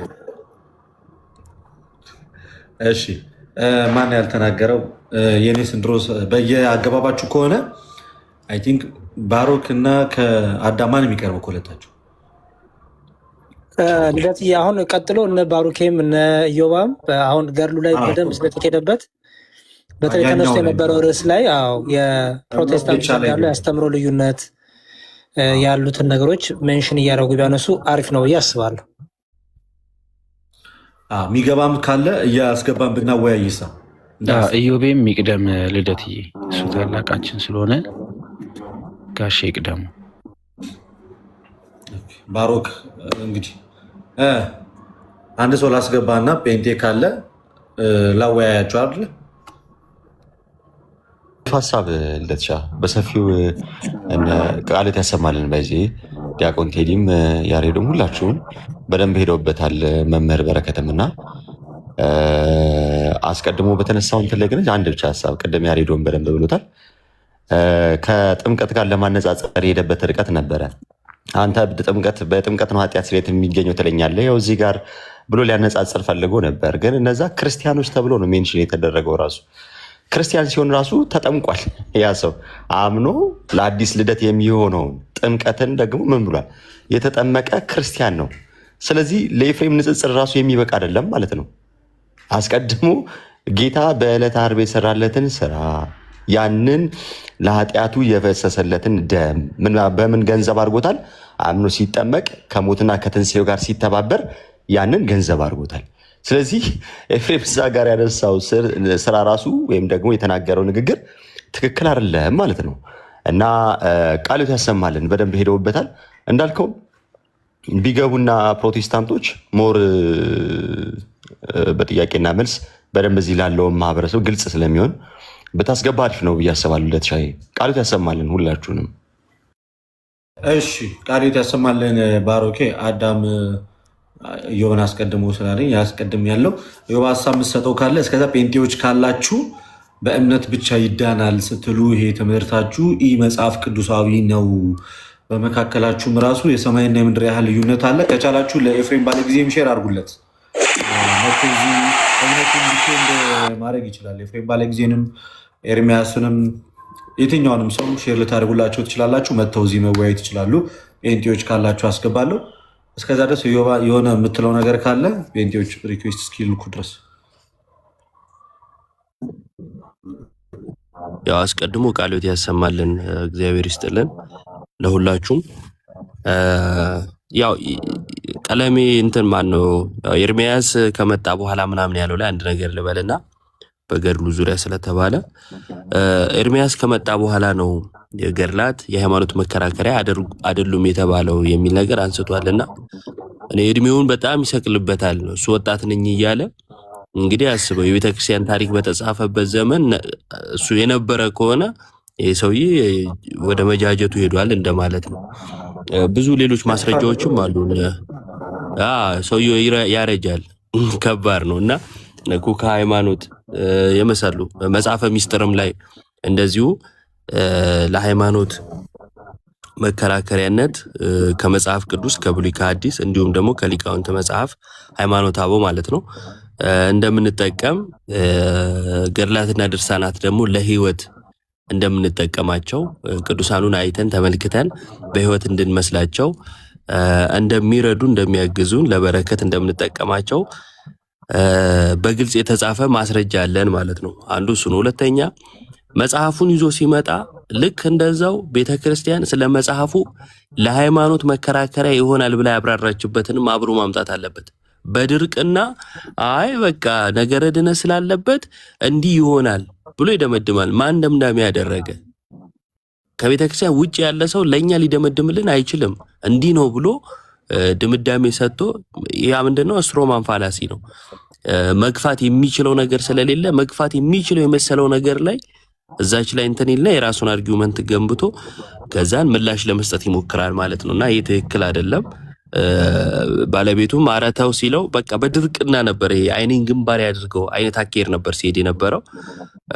ያው ሰው እንዳቅሙ ነው። ሁለተኛው ወደ መሰረታዊ ነገር ወደ ልዩነታቸው ስንሄድ ትራዲሽን ነው እንጂ ልዩነት የለንም የሚል ነገር ተጠቅሞ ነበርና እንዴት ነው ቃላት አጠቃቀም ላይ ትምህርት ላይ እንዴት ነው ሰው ጥምቀት በትራዲሽን ውስጥ ያለ ግን ደግሞ ዶግማ የሆነ ትምህርት ነው። ዶግማ የሆነ ትምህርት ነው አለው። ከአባቶች የተቀበልነው ትምህርት አለው፣ ግን ደግሞ ዶግማ ነው። ያ መሆኑን እኛ ጋር አይደለም የምናሳየው። እዛው በመካነ ኢየሱስ የእምነት መግለጫ ላይ ጥምቀትን የማይቀበሉትን ከአጋንንት ጋር እያነጻጸረ ነው የሚጽፈው። ምክንያቱስ መሰረታዊ ስለሆነ። ከዛስ ጥምቀትን ለድነት የማይሉትን አይድኑም ብሎ ነው የሚዘጋው ማለት ነው። ድነትን የማያገኙ አድርጎ ነው የሚዘጋው። መሰረታዊ ስለሆነ ነው ማለት ነው። ከኛ አንጻር ብቻ ሳይሆን ከራሳቸው አንጻር ስንመለከተው ይሄ መሰረታዊ ትምህርት ነው። እነማጋ መካነ ኢየሱስ ጋር እሱ ግን ስለሚለይ አንድነን ለማለት እኔ በጣም ነው የሚያስቀኝ። የነሱ ልዩነት ሲወራ እኛ ጋር መጥቶ የማብቃት ነገር አለ። ይሁን እኛ ጋር ልዩነት ቢኖር እነሱን አንድ ያደርጋቸዋል እንዴ? አያረግም። መጀመሪያ የራስን ጨርስ። ፕላስ ደግሞ እኛ ጋር ከመጽሐፍት ተጠቅሶ ከሌ የሚለው መጽሐፍ ላይ ልዩነት አለ የሚል ምንም ማስረጃ ማምጣት አይቻልም። ሰዎችን ማምጣት ከተቻለ ሰዎች በተረዱት መልኩ ሊያብራሩ ይችላሉ። መረዳታቸው ላይ ስህተት ሊኖር ይችላል። ቤተክርስቲያንን ተሳሳች ያደርጋታል? አያደርጋትም። ሰውየው ይታረማል። በምን? በቤተክርስቲያን ትምህርት። ይሄ ከነሱ የሚለየን ነው። ምን ማለት ነው መሰላችሁ? እነሱ ጋር ለምሳሌ አንድ ሰው ተነስቶ ጌታ ኢየሱስ ከድንግል ማርያም ስጋን አልነሳም ብሎ ሊያምን ይችላል። ስጋ ነስቷል ብሎ የሚያምንም ይኖራል። ስጋ አልነሳም የሚለውን የሚመልሱበት ምንም አይነት መሰረት የላቸውም። ስለዚህ ተቻችለው ይኖራሉ። አንተም በሃይማኖት እኔም በሃይማኖቴ አይነት ማለት ነው። በዘፋኝ ጥቅስ የሚመሩ ሰዎች እኮ ናቸው። ያው በግልጽ ቋንቋ ለመናገር አንተም በሃይማኖቴ እኔም በሃይማኖቴ የሚለው የዘፋኝ ጥቅስ ነው እና በሱ የሚመሩ ሰዎች ናቸው። ባጭሩ ብዙ ትምህርቶቻቸው እንደዚህ ስለሆኑ ማለት ነው። ቅድም ያልታየ የሙሉ ወንጌልን አሳይቷል። ልደት የመካነ ኢየሱስን አሳይቷል። የኤምኬሲ ላሳያችሁ ነኝ። መሰረተ ክርስቶስ ማለት ነው። ምን ብላ ነው የምታምነው በጥምቀት ላይ የሚለውን እችን ነገር ላሳያችሁና አይታይም? ይታያል። ዙም ብታረገው አሁን ይታያል። ራቅ ብሏል ግን። እሺ እኔ ላንብብላችሁ የውሃ ጥምቀት የሚለውን።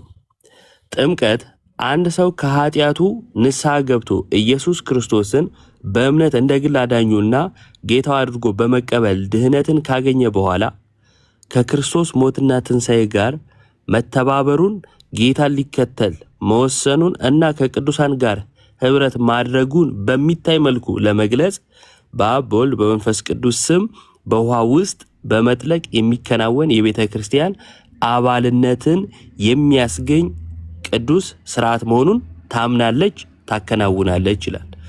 ቀደም የተነበበው ይሄኛው ደግሞ ማለት ነው የሙሉ ወንጌል ላይ ደግሞ አባልነትን አያስገኝም የተለየ ጸጋና በረከትም የለውም ነው የሚለው። ያኛውስ አባልነትን ያስገኛል። ምን ማለት ነው አባል መሆን ማለት? የቤተ ክርስቲያን አባል መሆን ማለት ምን ማለት ነው? ጌታ ኢየሱስ ክርስቶስ በማቴዎስ ወንጌል ምዕራፍ 28 ቁጥር 19 ላይ አሕዛብን ሁሉ በአብ በወልድ በመንፈስ ቅዱስ ስም እና የሚል አለበት እያጠመቃችሁ ደቀ መዛሙርቴ አድርጓቸው አለ። ምን አድርጓቸው ማለት ነው? የኔ አድርጓቸው ማለት ነው። በሌላ ስፍራ ላይ ደቀ መዛሙርት የሚለውን የኔ ብሎ ስለሚናገረው የኔ አድርጓቸው እያለ ነው። አባልነት ማለት ይሄ ነው። ክርስቶሳዊነት ነው። የክርስቶስ መሆን ማለት ነው አይደል? በክርስቶስ እንሆን ወደ ቤተክርስቲያን የምንጨመረው። ስለዚህ በሌላ አንግል ከመጽሐፍ ቅዱስ አንጻር ካየነው አባል እንሆንበታለን በማለቱ ድህነት እናገኝበታለን ማለቱ ሲሆን፣ ግን ሰው ከዳነ የኃጢአት ስርየትም ካገኘ በኋላ ነው የሚጠመቀው በማለቱ ደግሞ ለድህነት አይደለም የሚለውን ሐሳብ ስለሚያጠናክር ሳይገባቸው ጽፈዋል። ያም ሆነ ይሄ ግን በሶስቱ መካከል ያለው ልዩነት ግልጽ ነው ማለት ነው። ሶስቱ ቸርቾች እና ምንድናቸው ከተባለ እናት ቤተክርስቲያን ብለው የሚጠሯቸው ናቸው አይደለ? መካነ ኢየሱስ፣ ቃለ ሕይወትና መሰረተ ክርስቶስ እናት ቤተክርስቲያን እያሉ የሚጠሩ ናቸው በፕሮቴስታንቱ ዘንድ። እነሱም ጋር በጥምቀት ላይ መሰረታዊ ልዩነት አለ። በጌታ ስጋና ደም ላይ መሰረታዊ ልዩነት አለ። በክርስቶስ መምጣት ላይ ዳግም ምጽአት ላይ ልዩነት አለ። አንዳንዱ ይመላለሳል ነው የሚለው ሎቱ ስብሐት ነው።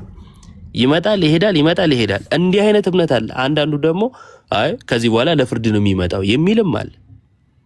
ልሳን ላይ ልዩነት አለ እንደምታውቁት። በተለይ በካልቪኒስቶቹ ሳይድ አሁን ያለው ልሳን ከአጋንንት ብለው ነው የሚያምኑት። ልክ እኛ እንደምንለው አሁን ያለው ልሳን ከአጋንንት ነው ብለው ያምናሉ። ግን አንድ ነን ይላሉ።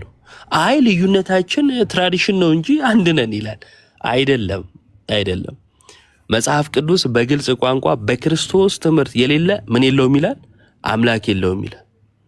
ስለዚህ ሚዛናችን መጽሐፍ ቅዱስ ከሆነ በክርስቶስ ትምህርት ነው ወይስ አይደለም ነው የምንለው። አዎ በክርስቶስ ትምህርት ነው ከተባለ አምላክ ያለው ነው። እንደሱ ማመን አለብህ ማለት ነው። በክርስቶስ ትምህርት አለ ብለህ ካመን፣ አይ እኔ ማምነው እንደሱ አይደለም ካልክ አንተ ነህ ማለት ነው በክርስቶስ ትምህርት ያለው በአንተ እምነት። እሱ በክርስቶስ ትምህርት የለም። ለምሳሌ ልሳን ላይ አሁን ያለው ልሳን መጽሐፍ ቅዱሳዊ ነው ይላል አይደል ኤፍሬም? ይሄ አራራም ጨራራም እሱ የክርስቶስ ትምህርት ነው። ምክንያቱም እንደዛ ብዬ ማምነው የክርስቶስን ትምህርት ነው ብሎ ስለሚያምን። አሁን ልሳን ያለው ከአጋንንት ነው የሚሉትስ በክርስቶስ ትምህርት አይደሉም እያለን ነው ማለት ነው በተዘዋዋሪ። ስለዚህ አምላክ የላቸውም ዳዊት ፋሲልን ጨምሮ ማለት ነው ካልቪኒስቶቹ። በጥምቀት ላይ ጥምቀት ለድህነት አይደለም የሚለው የክርስቶስ ትምህርት ከሆነ ለድህነት ነው የሚለው የክርስቶስ ትምህርት አይደለም ማለት ነው። ነው የሚለው የክርስቶስ ትምህርት ከሆነ አይደለም የሚለው የክርስቶስ ትምህርት አይደለም። ስለዚህ አምላክ የላቸውም ወይ መካነ ኢየሱስ ወይ ጴንቴኮስታሉ እነ ኤፍሬም ማለት ነው።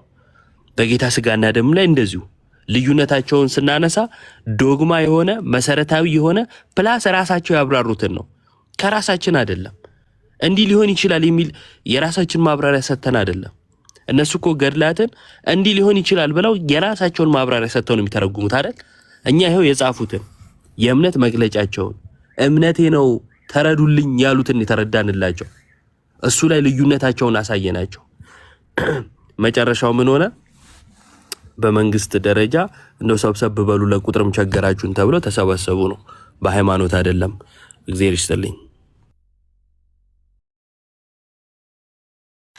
አሚን አሚን አሚን። እግዚአብሔር ይስጥልን። በጣም እናመሰግናለን። ቃሌት ያሰማልን።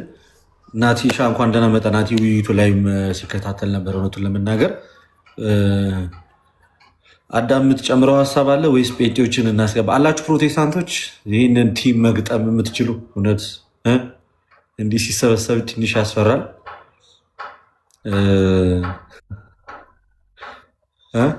ምን አልከ? ልደትዬ ትንሽዬ ነገር ነው ማለት የምፈልገው። ቅዱስ ጳውሎስን በዚህ በሐዋርያት ስራ ላይ አይተው ከነበረ ሁሉም ሰብስበውት ይዘውት አስገብተውት ነበረ፣ ለፍርድም ማለት ነው። ጥያቄ ይጠይቁት ነበረ። በአንድ አዳራሽ ተሰብስበው የነበሩት ግን በሚያምኑት መሰረት ግን አንድ አይነት አልነበሩም። ሰዶቃያና ፈሪሳያኖች ነበሩ። ጌታችን ኢየሱስ ክርስቶስንም ሲያሳድዱ የነበሩት ግማሹ ሰዶቃዊ ነው፣ ግማሹ ፈሪሳዊ ነው። በአቋም አንድ አይደሉም። ሁለቱም የሚጠላሉ የሚገፋፉ ናቸው። ፈሪሳውያኖች ትንሣኤ ሙታንን ይቀበላሉ። ሰዶቃውያን ደግሞ ከሞት በኋላ ሕይወት አለ ብሎ የሚያምኑ አይደሉም። ነገር ግን ለሚፈልጉትና ማጥቃት የሚፈልጉትን አካል ለማጥቃት ግን በአንድነት ይቆሙ ነበረ። ስለዚህ ቅዱስ ጳውሎስ የተጠቀመውን ነገር ካስተዋልከው መጨረሻ ላይ እኔ ፈሪሳዊ ነኝ ብሎ ተናግሮ ነበረ። ስለዚህ ፈሪሳይና ሰዶቃያኖች ተበጣብጠው እሱ ላይ ሊፈርዱ የመጡት ጥለው ወጥተው ነበር። ዛሬ እየተመለከትን ያለነው ልደት አንዲቷ የሆነቿን ቤተክርስቲያን አንዲት የሆነችውን የሃይማኖት መሰረት ይዛ የምትመጣውን ቤተክርስቲያን ለመበተን በዚህ ልክ ነው ሰዶቃውያንና ፈሪሳውያን አንድ ለት እየሰሩ ያሉት። ልክ አሁን አንተ ቅድም እንዳሳየኸው ኢዮቤ እንዳሳየው የሆነች ቁንጽል የሆነች ነገር ነጥለው አውጥተው ሰዎችን ይሄ ምንድነው አይምሯቸውን በክሎ ሰዎች እንዳያስተውሉ አድርጎ ምናምን መበተን ዓላማው ይሄ ነው እንጂ ለክርስቶስ ቆሞ ከሆነ ጌታችን መድኃኒታችን ኢየሱስ ክርስቶስ ያስተማራቸውን ትምህርቶች ሲጠየቁ በአግባቡ ይመልሱ ነበር። የመጀመሪያው መች ጥምቀት ያድናል ብሎ አመነ። ግማሹ ያድናል ሲል ግማሹ አያድንም ይላል። ግማሹ ጥምቀት ለኃጢአት ስርየት ነው ሲል አይ ጥምቀት ለመታጠብ ብቻ ነው ስራ ለመፈጸም ነው ይላል። ግማሹ ለምን ተጠመቅ ሲባል አይ እኔ የተጠመቅኩት እኮ ስርዓት ልፈጽም ነው፣ ባትጠመቅ ምን ትሆናለህ ሲባል አይ መጀመሪያም አላመንኩም ማለት ነው። አለማመንን ያጎደለው እምነት ነው ጥምቀት ነው ሲባል መመለስ ይፈራል። ስለዚህ እንደነዚህ አይነት የሆነን አቋም ይዞ እየመጣ ኦርቶዶክስ ተዋሕዶ ቤተክርስቲያንን ለመተቸት ዝቅ አድርጎ ለማሳየት እምነት አቋም እንደሌላት አድርጎ ለማሳየት ሲጥር ኦልሞስት ሁል ጊዜም በጭንቅላት የሚመጣው ሰዶቃውያንና ፈሪሳውያን ናቸውና በጣም ጠንክረን መሰረታዊ ነገሮች ላይ መሄድ አለብን። እግዚአብሔር አምላክ ይስጥልኝ። መምህር ዘማርያም፣ መዝሙር ያሬድ፣ ኢዮቤ፣ ናቱ፣ ባሮኬ እግዚአብሔር አምላክ ይስጥልን። ልደትዬም እግዚአብሔር አምላክ ይጠብቅ። አሚን። አዳምሻ አሚን። እሺ ደስ የሚል ጊዜ ነበረን። ናትሻ ከባድ እንዴት ናችሁ? ፒስ ነው። ሁላችሁም ቃል ታሰማልን ብያለሁ።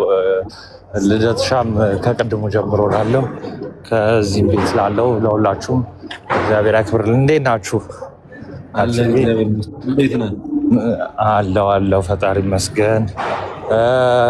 እኔ እንዳለ ተባለና አንደኛ መንገድ ላይ ነኝ፣ ሁለተኛ ነገር በደንብ ስለተባለ ይልቁንስ ግን ገብተው አሁን ላይ መሞገት የሚችሉ ከሆነ አሁን ኢንቫይት ብናደርጋቸው አሪፍ ነው ባይ ነኝ።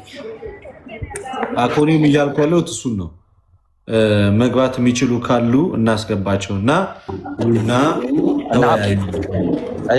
እሱ ብቻ ሳይሆን ደግሞ አዶን ነው እንግዲህ አንስታችሁት ይሆናል። አሁን በጸጋ ብቻ በሚለው አስተምህሮ ራሱ ቶታል ዲፕራቪቲ የሚባል ትምህርት አለ በካልቪኒስት የምናውቀው። ወይ ደግሞ ሰው ማመን አይችልም። ማን ነው የሰው ልጅ ወድቋል፣ አዎ፣ እና ግን አወዳደቁ ግን ቶታሊ ነው ማመን እስካይችል ድረስ የሚል ትምህርት አለ። ይሄ ትምህርት በነገራችን ላይ በመካነ ኢየሱስ እና በፔንቴኮስታል ራሱ ይለያያል። ቀደም ሰምተህ ከሆነ ልደትሻ ምን እያለ ነው? ከኛ የሆነ ነገር የለም ኢቭን እምነት ራሱ ስጦታ ነው ያ የሚሉበት አውድ መካነ ኢየሱሶች ወይም ደግሞ ሉትራኖች በአጠቃላይ የሚለይበት እንትን ነው እና ሰው ከማመኑ በፊት ሪጀነሬት አድርጓል የሚልም አስተምህሮ አላቸው፣ ወይ ደግሞ ዳግም ተወልዷል የሚልም አስተምህሮ አላቸው እና ብቻ በዛ የሆነ ነገር ክሪስታሉ አሁን ካልቬኒስቶቹ መጀመሪያ ሪጀነሬት ሆነ ወይም ቦርናጌን ኮንክ በኋላ ነው የምታምነው፣ ዳግም ሳትወለድ ማመን አትችልም የሚል በቃ እምነት ነው ያላቸው። በቃ ወድቀሃል ኮምፕሊትሊ። የመካነ ኢየሱስ ግን እምነቱን እንድታምን ራሱ ሪጀነሬት ትሆናለህ ነው ወይንስ የማመን ጉልበት ይሰጥህና ከዛ ካመንክ በኋላ በሚስጥራቱ በኩል ሪጀነሬት ትሆናለህ? ነው እነሱ አሁን ሉትራን እያሉ ያሉት ቅድምም ሲናገር ሰምተው ከሆነ ኢፌክቹዋል የሚሆነው ወይም ደግሞ ፍጻሜ የሚያገኘው ይሄ ሪጀነሬት የምንለው መቼ ነው? በጥምቀት ነው የሚሉት። ዳት ሚንስ ከዛ በፊት ነው ማለት ነው ሪጀነሬሽን የሚጀምረው ማለት ነው፣ ወይ ደግሞ ከጥምቀቱ በፊት ማለት ነው። ቶታል ዲፕራቪቲ ሁለቱም ይቀበላሉ። ሁለቱም ይቀበላል ቶታል ዲፕራቪቲ። ግን የካልቬኒስቶቹ ግልጽ ነው ይታወቃል፣ ኮምፕሊትሊ ወድቋል፣ ማመንም አይችልም፣ እንዲያምን ራሱ ዳግም መወለድ አለበት የሚል እምነት ነው ያለው የካልቪኒስቶቹ። የነዚህኛዎቹ ጀስቲፊኬሽን ሰውየው ከሆነ ቦንድ ውስጥ የወጣና ዊሉን አይደለም የሚቀመው ቶታል ዲፕራቪቲ ሁለንተና ውድቀት ያው ነፃ ፈቃዱንም አጥቷል አይደለም። ነፃ ፈቃዱን ካታ በጀስቲፋይድ ሲሆን ወይ ሲያጸድቀው ያለ ስራው ሲያጸድቀው ኮንቲኒየስሊ አንደኛ ፈቃዱን እንዲያገኝ ያደርገዋል። ከዛ ዊሉን ተጠቅሞ ያምናል። ከዛ በዊሉ ልክ በሚያምን ሰዓት ላይ ደግሞ ኮንቲኒየስሊ ወደ ሳክረመንቶቹ ይገባል አይነት ነገር ነው። ግን እንዲያምን የሚያደርገው ግን በራሱ ፈቃድ ሳይሆን አስቀድሞ እንዲያምን የሚያደርጉ ነገሮች ተሰጥተውት ነው። ያ ትክክል። በራሱ ዋናው ፖይንት አሁን ምንድነው እንዲያምን የሚያደርገው ምንድነው? በራሱ ፈቃድ ሰውየው ማመን የሚችል ሆኖ አይደለም ነው በሁለቱም ሳይድ ያለው ማለት ነው። አሁን ዞሮ ልዩነቱ ምንድነው? ምን ጋር ነው ለየት የሚያደርጉት? አሁን ቅድምም ሲናገር በእነሱ ማስተምሮ በሉትራንም ኤፌክቲቭ የሚሆነው በጥምቀት ነው። አሁን ቴምፖራል ወይም ደግሞ ይሄ በጊዜ እንትን ያለ ሳይሆን ኤፌክቲቭ የሚሆነው ምንድነው? በጥምቀት ነው። እየተወራ ያለው ቴምፖራል ስላልሆነ ማለት ነው ብለው ነው የሚያምኑት ማለት ነው። ግን ዞሮ ሁለቱም ቶታል ዲፕራቪቲ፣ ይሄ ካልቪኒስትና ሉትራን ቶታል ዲፕራቪቲን እንደሚቀበሉት ፔንቴኮስታሎች አይቀበሉም። ያ ማለት ኤፍሬም አሉ በዚህ እንኳን የተሻለ ነገር አላቸው ከነሱ አንጻር ሲታይ ማለት ነው። ሰው ማመን ይችላል፣ በቃ ካላመነ በቃ መጽደቅም አይችልም። ስለዚህ ማመን ይችላል ወይ ደግሞ ቶታሊ ዲፕራቭ አልሆነም አልጠፋም ወይ ደግሞ አልወደቀም ብለው ያምናሉ ማለት ነው። እነዚህኞቹ ግን ቶታሊ ነው የሚል አስተምሮ አላቸው።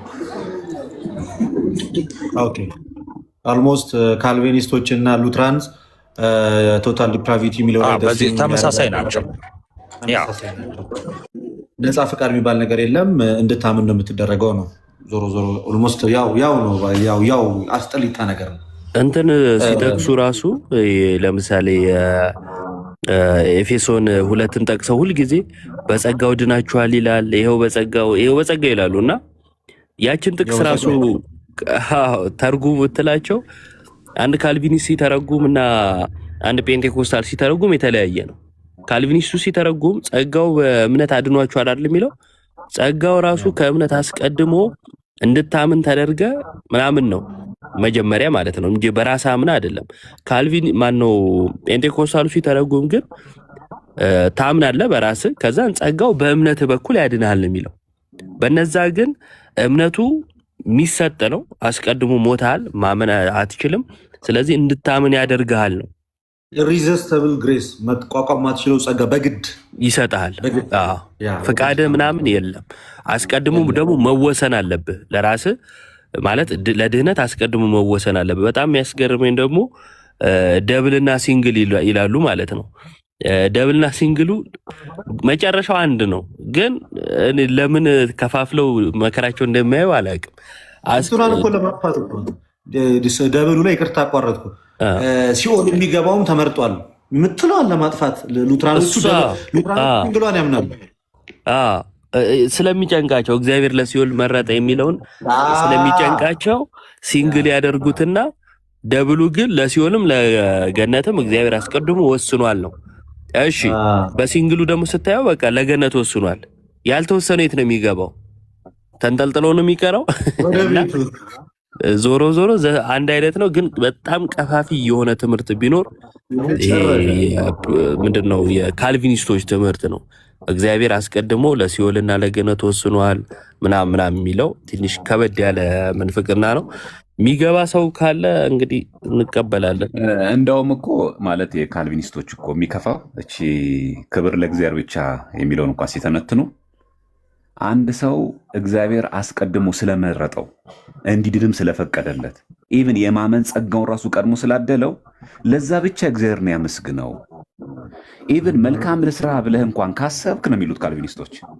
መልካም ስራ ልስራ ብለህ ካሰብክ ከእግዚአብሔር ክብር እየቀነስክ ነው። በጣም አደገኛ የሆነ ትምህርት ማለት ነው። አሁን እኛ ያላየናት በተለይ ክብር ለእግዚአብሔር ብቻ የምትለው ቃል በነገራችን የተነትኗት እንዲህ ነው የሚሉ ቃል በቃል ካልቪኒስቶቹ የሚተነትኑት ያን ነው። ጆን ካልቪን የጻፈው አለ ይሄ ኮሚኒተሪውን ማቴዎስ፣ ማርቆስ፣ ሉቃስ ላይ እና ሉቃስ 18ን ሲተረጉም እስከ 9 ባለው ሲተረጉም ቃል በቃል ምንም አይነት ይሁን ነው የሚለው። ምንም ሰው በመዳን ውስጥ የራሱ ሱታፌ አለው ከተባለ ይህ የእግዚአብሔርን ክብር ይሻማል፣ ክብሩን ይቀንሳል ነው የሚሉት። ድርሻ አለው እንዳትል በቃ ሚኮንንም እሱ መጀመሪያ ስለወሰነብህ ነው። በቃ ገነት የምትገባው አንተ ስለፈቀድክ አይደለም። ስለዚህ ክብር ለእግዚአብሔር ቃል የምትለው ቃል እቺ ናት። አሁን እኛ ፕሮቴስታንቶቹ ፔንቴኮስታሎቹ እችን አጣማዋት።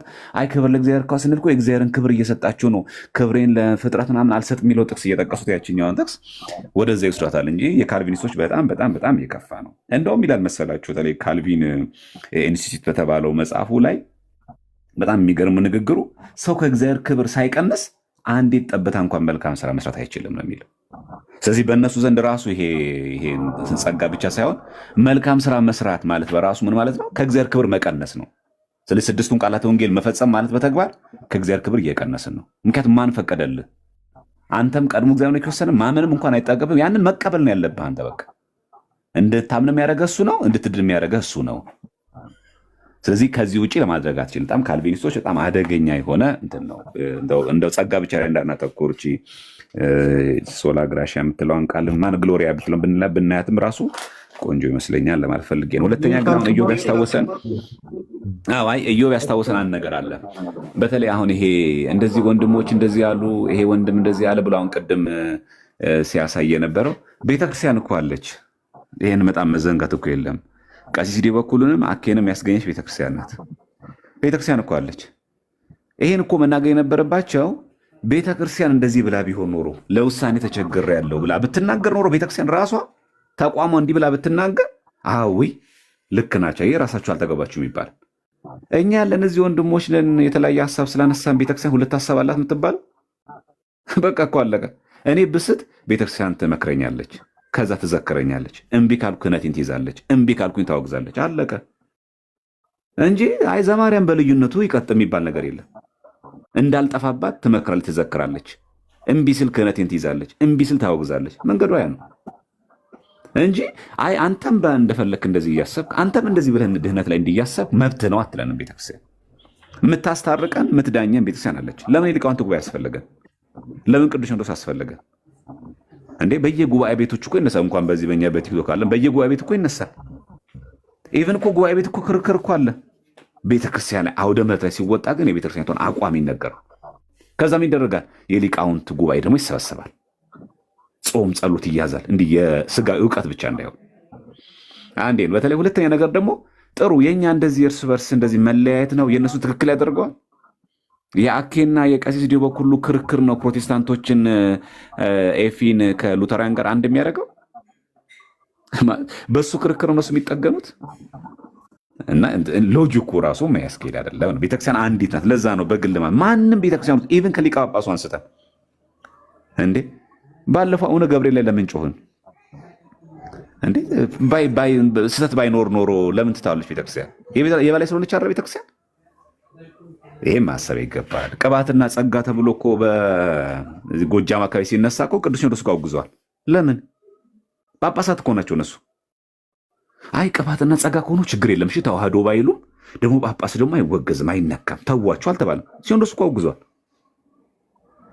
እና አንዳንድ ሰዎች እንዲሁ ዝም ብለን እዚህ ያለን ሰዎች ምዕመናን፣ ዲያቆናት፣ ቀሳውስት ብቻ እንዳታስቡ። በሊቀ ጳጳስ ደረጃ ኢቭን ፓትርያርኩ ቢሆኑ ቅዱስነታቸው እግዚአብሔር ይጠብቅልንና ባይ ዲፎልት የሆነ ነገር እንከን ቢገኝ ንስጥሮስን መች ማር ነው? ንስጥሮስ እኮ ፓትርያርክ ነው። ጳጳስም እኮ አለ ፓትርያርክ ነው። የቁስጥንጥንያ ፓትርያርክ ነው። ኑፋቄ ሲገኝበት ወይ እሱን እንዳትነኩት እሺ የሚባል ነገር የለም። ምክንያቱም ቤተክርስቲያን ትበልጣለች ከሁሉ። እና አንዳንዶቻችን የሆነ እዚህ ሪከርድ እያየን ምናምን ትምህርት እያየን እንደዚህ የሚባል ነገር የለም። እዚህ ጋር ግለሰባዊ አይደለችም ቤተክርስቲያን፣ ኩላዊት ናት ቤተክርስቲያን። ለዚህ ነው እኮ የቤተክርስቲያን ራሱ ቃለ ዓዋዲው ሊቀ ፓትርያርኩ የሆነ ከቤተክርስቲያን ትምህርት የወጣ ነገር ከተገኘባቸው ቅዱስነቶ ቅዱስ ሲኖዶስ ምልዓተ ጉባኤ ፓትርያርኩ በሌሉበት ወይም ደግሞ እንዲወጡ አድርጎ ስብሰባው ላይ የመወሰን መብት አለው እንጂ የሲኖዶሱ መሪ ስለሆኑ ቅዱስነቶ የፈለጉትን የመናገር የፈለጉትን አስተምሮ የማምጣት መብት የላቸውም። ስለዚህ የምትዳኝ ቤተክርስቲያን እንዳለች መዘንጋት የለባቸው። ብዙ ጊዜ ይህን ስለሚያራግቡት። ሁለተኛ ነገር ደግሞ እንዳልነው ደግሞ ገድላት ድርሳናት ላይ በተመለከተ ደግሞ ልክ እኛ ያንን ነገር በቁሙ ወስደን ምንናገር አስመስለው ባያቀሩ በጣም ጥሩ ነው። መካኒን ረገጠ እዚህ ቦታ ላይ የደረሰ ይማራል ስንናገር በቃ ጥምቀትን ሽሮ ቁርባንን ሽሮ የሚገኝ ድህነት የለም። በጣም ሁላችን ያሰመርንበት ነው። የትኛውም ደብር እንሂድ፣ የትኛውም ገዳም እንሳለም፣ የትኛውም ጸበል ቅዱስ የሆነን መካንን እንርገጥ፣ እምነታቸውን እንቀባ፣ ጠበሉን እንጠመቅ። የትም ደብር የትም ገዳም የፈለገ የተባረከ ይሁን ለድህነት የሚያስፈልጉ ምስጢራትን ጨፍልቆ ደፍጥጦ ረግጦ የሚያልፍ ድህነት እኛ ቤት ውስጥ የለም። የትኛውም መንፈሳዊ ጉዞ እናብዛ፣ የትኛውም ቦታ ላይ መንነንም ገዳም እንግባ፣ የትኛውም ቦታ ላይ ሱባኤ ገብተንም እኔ እንደው የትም ቦታ እንሂድ፣ ስውሯ ማርያም ብንሄድም አናመልጥም፣ ሽንቁሩ ሚካኤልን ብንገባ አናመልጥም። ስጋ ወደሙ የሌለበት ለመዳን የሚያስፈልጉ ምስጢራት ሳይነኩ የሚገኝ ድህነት እኛ ቤት ውስጥ የለም። ታዲያስ የቅዱሳን ምልጃ ለምን እንደሚያደርገው ይሄንን ምስጢራትን ከፈጸምን በኋላ በግል ለምንሰራው ኃጢአት በቃል ኪዳናቸው እያማለዱ ወደ ምስጢራቱ ወደ ስጋው ደግሞ ወደ በሩ በዛው በር በኩል እንድንገባ ማገዝ ብቻ ነው። በቃ የትኛውም ባናነበው የትኛውም ገድል ሁሉን አንብበን አንጨርስ እንችላለን። የትኛውም መጽሐፍ ላናገላብጥም እንችላለን። ግን ምስጢረ ጥምቀት ባትጠመቅም ብሎ የሚዘል በፍጹም አናገኝም። ካለ እንኳን ስተት ነው በፍጹም ማለት እምነትን ደፍጥጦ ምስጢረ ጥምቀትን ለመዳን የሚያስፈልጉ ምስጢራትን ዘሎ ደፍጥጦ ወይ ደግሞ በቅዱሳኑ ምልጃ አድርጎ ቃል ኪዳን አድርጎ የሚገኝ ድነት ያ ቅዱስ ራሱ እንደዛ አይለንም። ያ ቅዱስ ራሱ በፍጹም እንደዛ አይለንም። እንዲህ አይነት ትምህርተኛ ቤተክርስቲያንም የለም። ስለዚህ ገድሉን ባናነበው ራሱ ማለት ባናገኘው የኛ ቪዋችን የኛ ምልከታችን አስተምሯችን ይሄ ጽድት ያለ ቃል ነው። ሁለተኛ ቃላት ላይ ቢመጣብን እኛ የምንሄደው ከትምህርት ወደ ቃላት እንጂ ከቃላት ወደ ትምህርት አንመጣም። ሲጀመር የኛ ቪዋችን ራሱ አስተምሯችን መጀመሪያ የሚቀድመው ከዛ ወደ ቃላት አይደለም። ገድላት ድርሳናት ኢቭን መጽሐፍ ቅዱስ ላይ ያለን ቪው ማለት እይታችን ያ ነው። የኛ ለምሳሌ ከኔ አይበልጣል በቃ ቃሉ ተጽፏል። ትምህርታችን ግን ምንድን ነው? እኔና አብ አንድ ነን። ያ ብቻ አይደለም። በስላሴ ዘንድ የስልጣን የመለኮት በተለያየ መንገድ በአገዛዝ ይህን ዓለም ፈጥሮ በመግዛት መበላለጥ የሚባል ነገር የለም። ታዲያ ከኔ አብ እኮ ይበልጣል የሚለው ለትምህርቱ ይገዛ። ትምህርቱ ምን የሚል ነው? በስላሴ ዘንድ መበላለጥ የለም። ከዛ ምንድን የምናደርገው? ትርጓሜው ምንድን ነው? ከኔ አይበልጣ ሲል ምን ለማለት ነው? ለአጽድቆተ ትስብእት ስጋ እንደለበሰ ለማጠየቅ ነው። በቃ ላይ ትምህርቱን አይነካው አይደለም። ገድል ድርሳን ላይ መጽሐፍ ቅዱስ ላይ በራሱ ብናገኘው ቃላት ማለት ይሄን ሲናገር እንዲህ ለማለት ፈልጎ ነው የምንለው። አሁን ጌታችን ሙሾ አወጣንላችሁ አላለቀሳችሁም፣ ዘፈን ዘፈንላችሁ እምቢልታ አልነፋችሁም ይላል። አሁን ዘፈን አልዘፈናችሁም ሲል አሁን ዘፈን ጌታችን ያስተማረን አይደለም። ዘፈን ያላት ወንጌልን ነው። አየ ጌታችን አሁን ይሄ ገድል ላይ ቢጻፍ ኖሮ ይሄ ድርሳን ላይ ቢጻፍ ኖሮ ወንጌል ዘፈን ብትባል ኖሮ የሉቃስ ወንጌል ምዕራፍ 7 ላይ ያለቃል እኮ እምቢልታ ለፋንላችሁ አለና ጌታ ዘፈን አልዘፈናችሁም ማለት እንዴ። ለምንድነው ዘፈን እንዲዘፍኑ ጌታችን ይጋፍ? ዘፈን ያላት እኮ ወንጌልን ነው። ምን ለማለት ነው? ደስ የምታሰኘዋን ነጥብ ወስዶ ወንጌል ደስ ታሰኛለች ለማለት ወንጌልን ዘፈን አላት። ይሄ አሁን ድርሳነ መድኃኔዓለም ላይ ብናገኘው፣ ድርሳነ ማህያዊ ላይ ብናገኘው እኔ ከኦርቶዶክስ የወጣሁት ለዚህ ነው ይባል ነበር። ግን መጽሐፍ ቅዱስ ያለቃል። ይሄን ይዘን ግን እኛ አየ ሙዚቃ ማለት ዳንስ ማለት ዘፈን ማለት ወንጌል ማለት ነው ለምን አትረጎምኛ? እንዲህ ማለት አይደለም። ለምን ቃላት ለትምህርት ይገዛሉ እንጂ ትምህርት ለቃላት አይገዛ። ስለዚህ አስተምህሯችን ጋቱን ከመጽሐፍ ቅዱስ መጽሐፍ በፊት ትምህርት አለና አስተምህሮ አለ።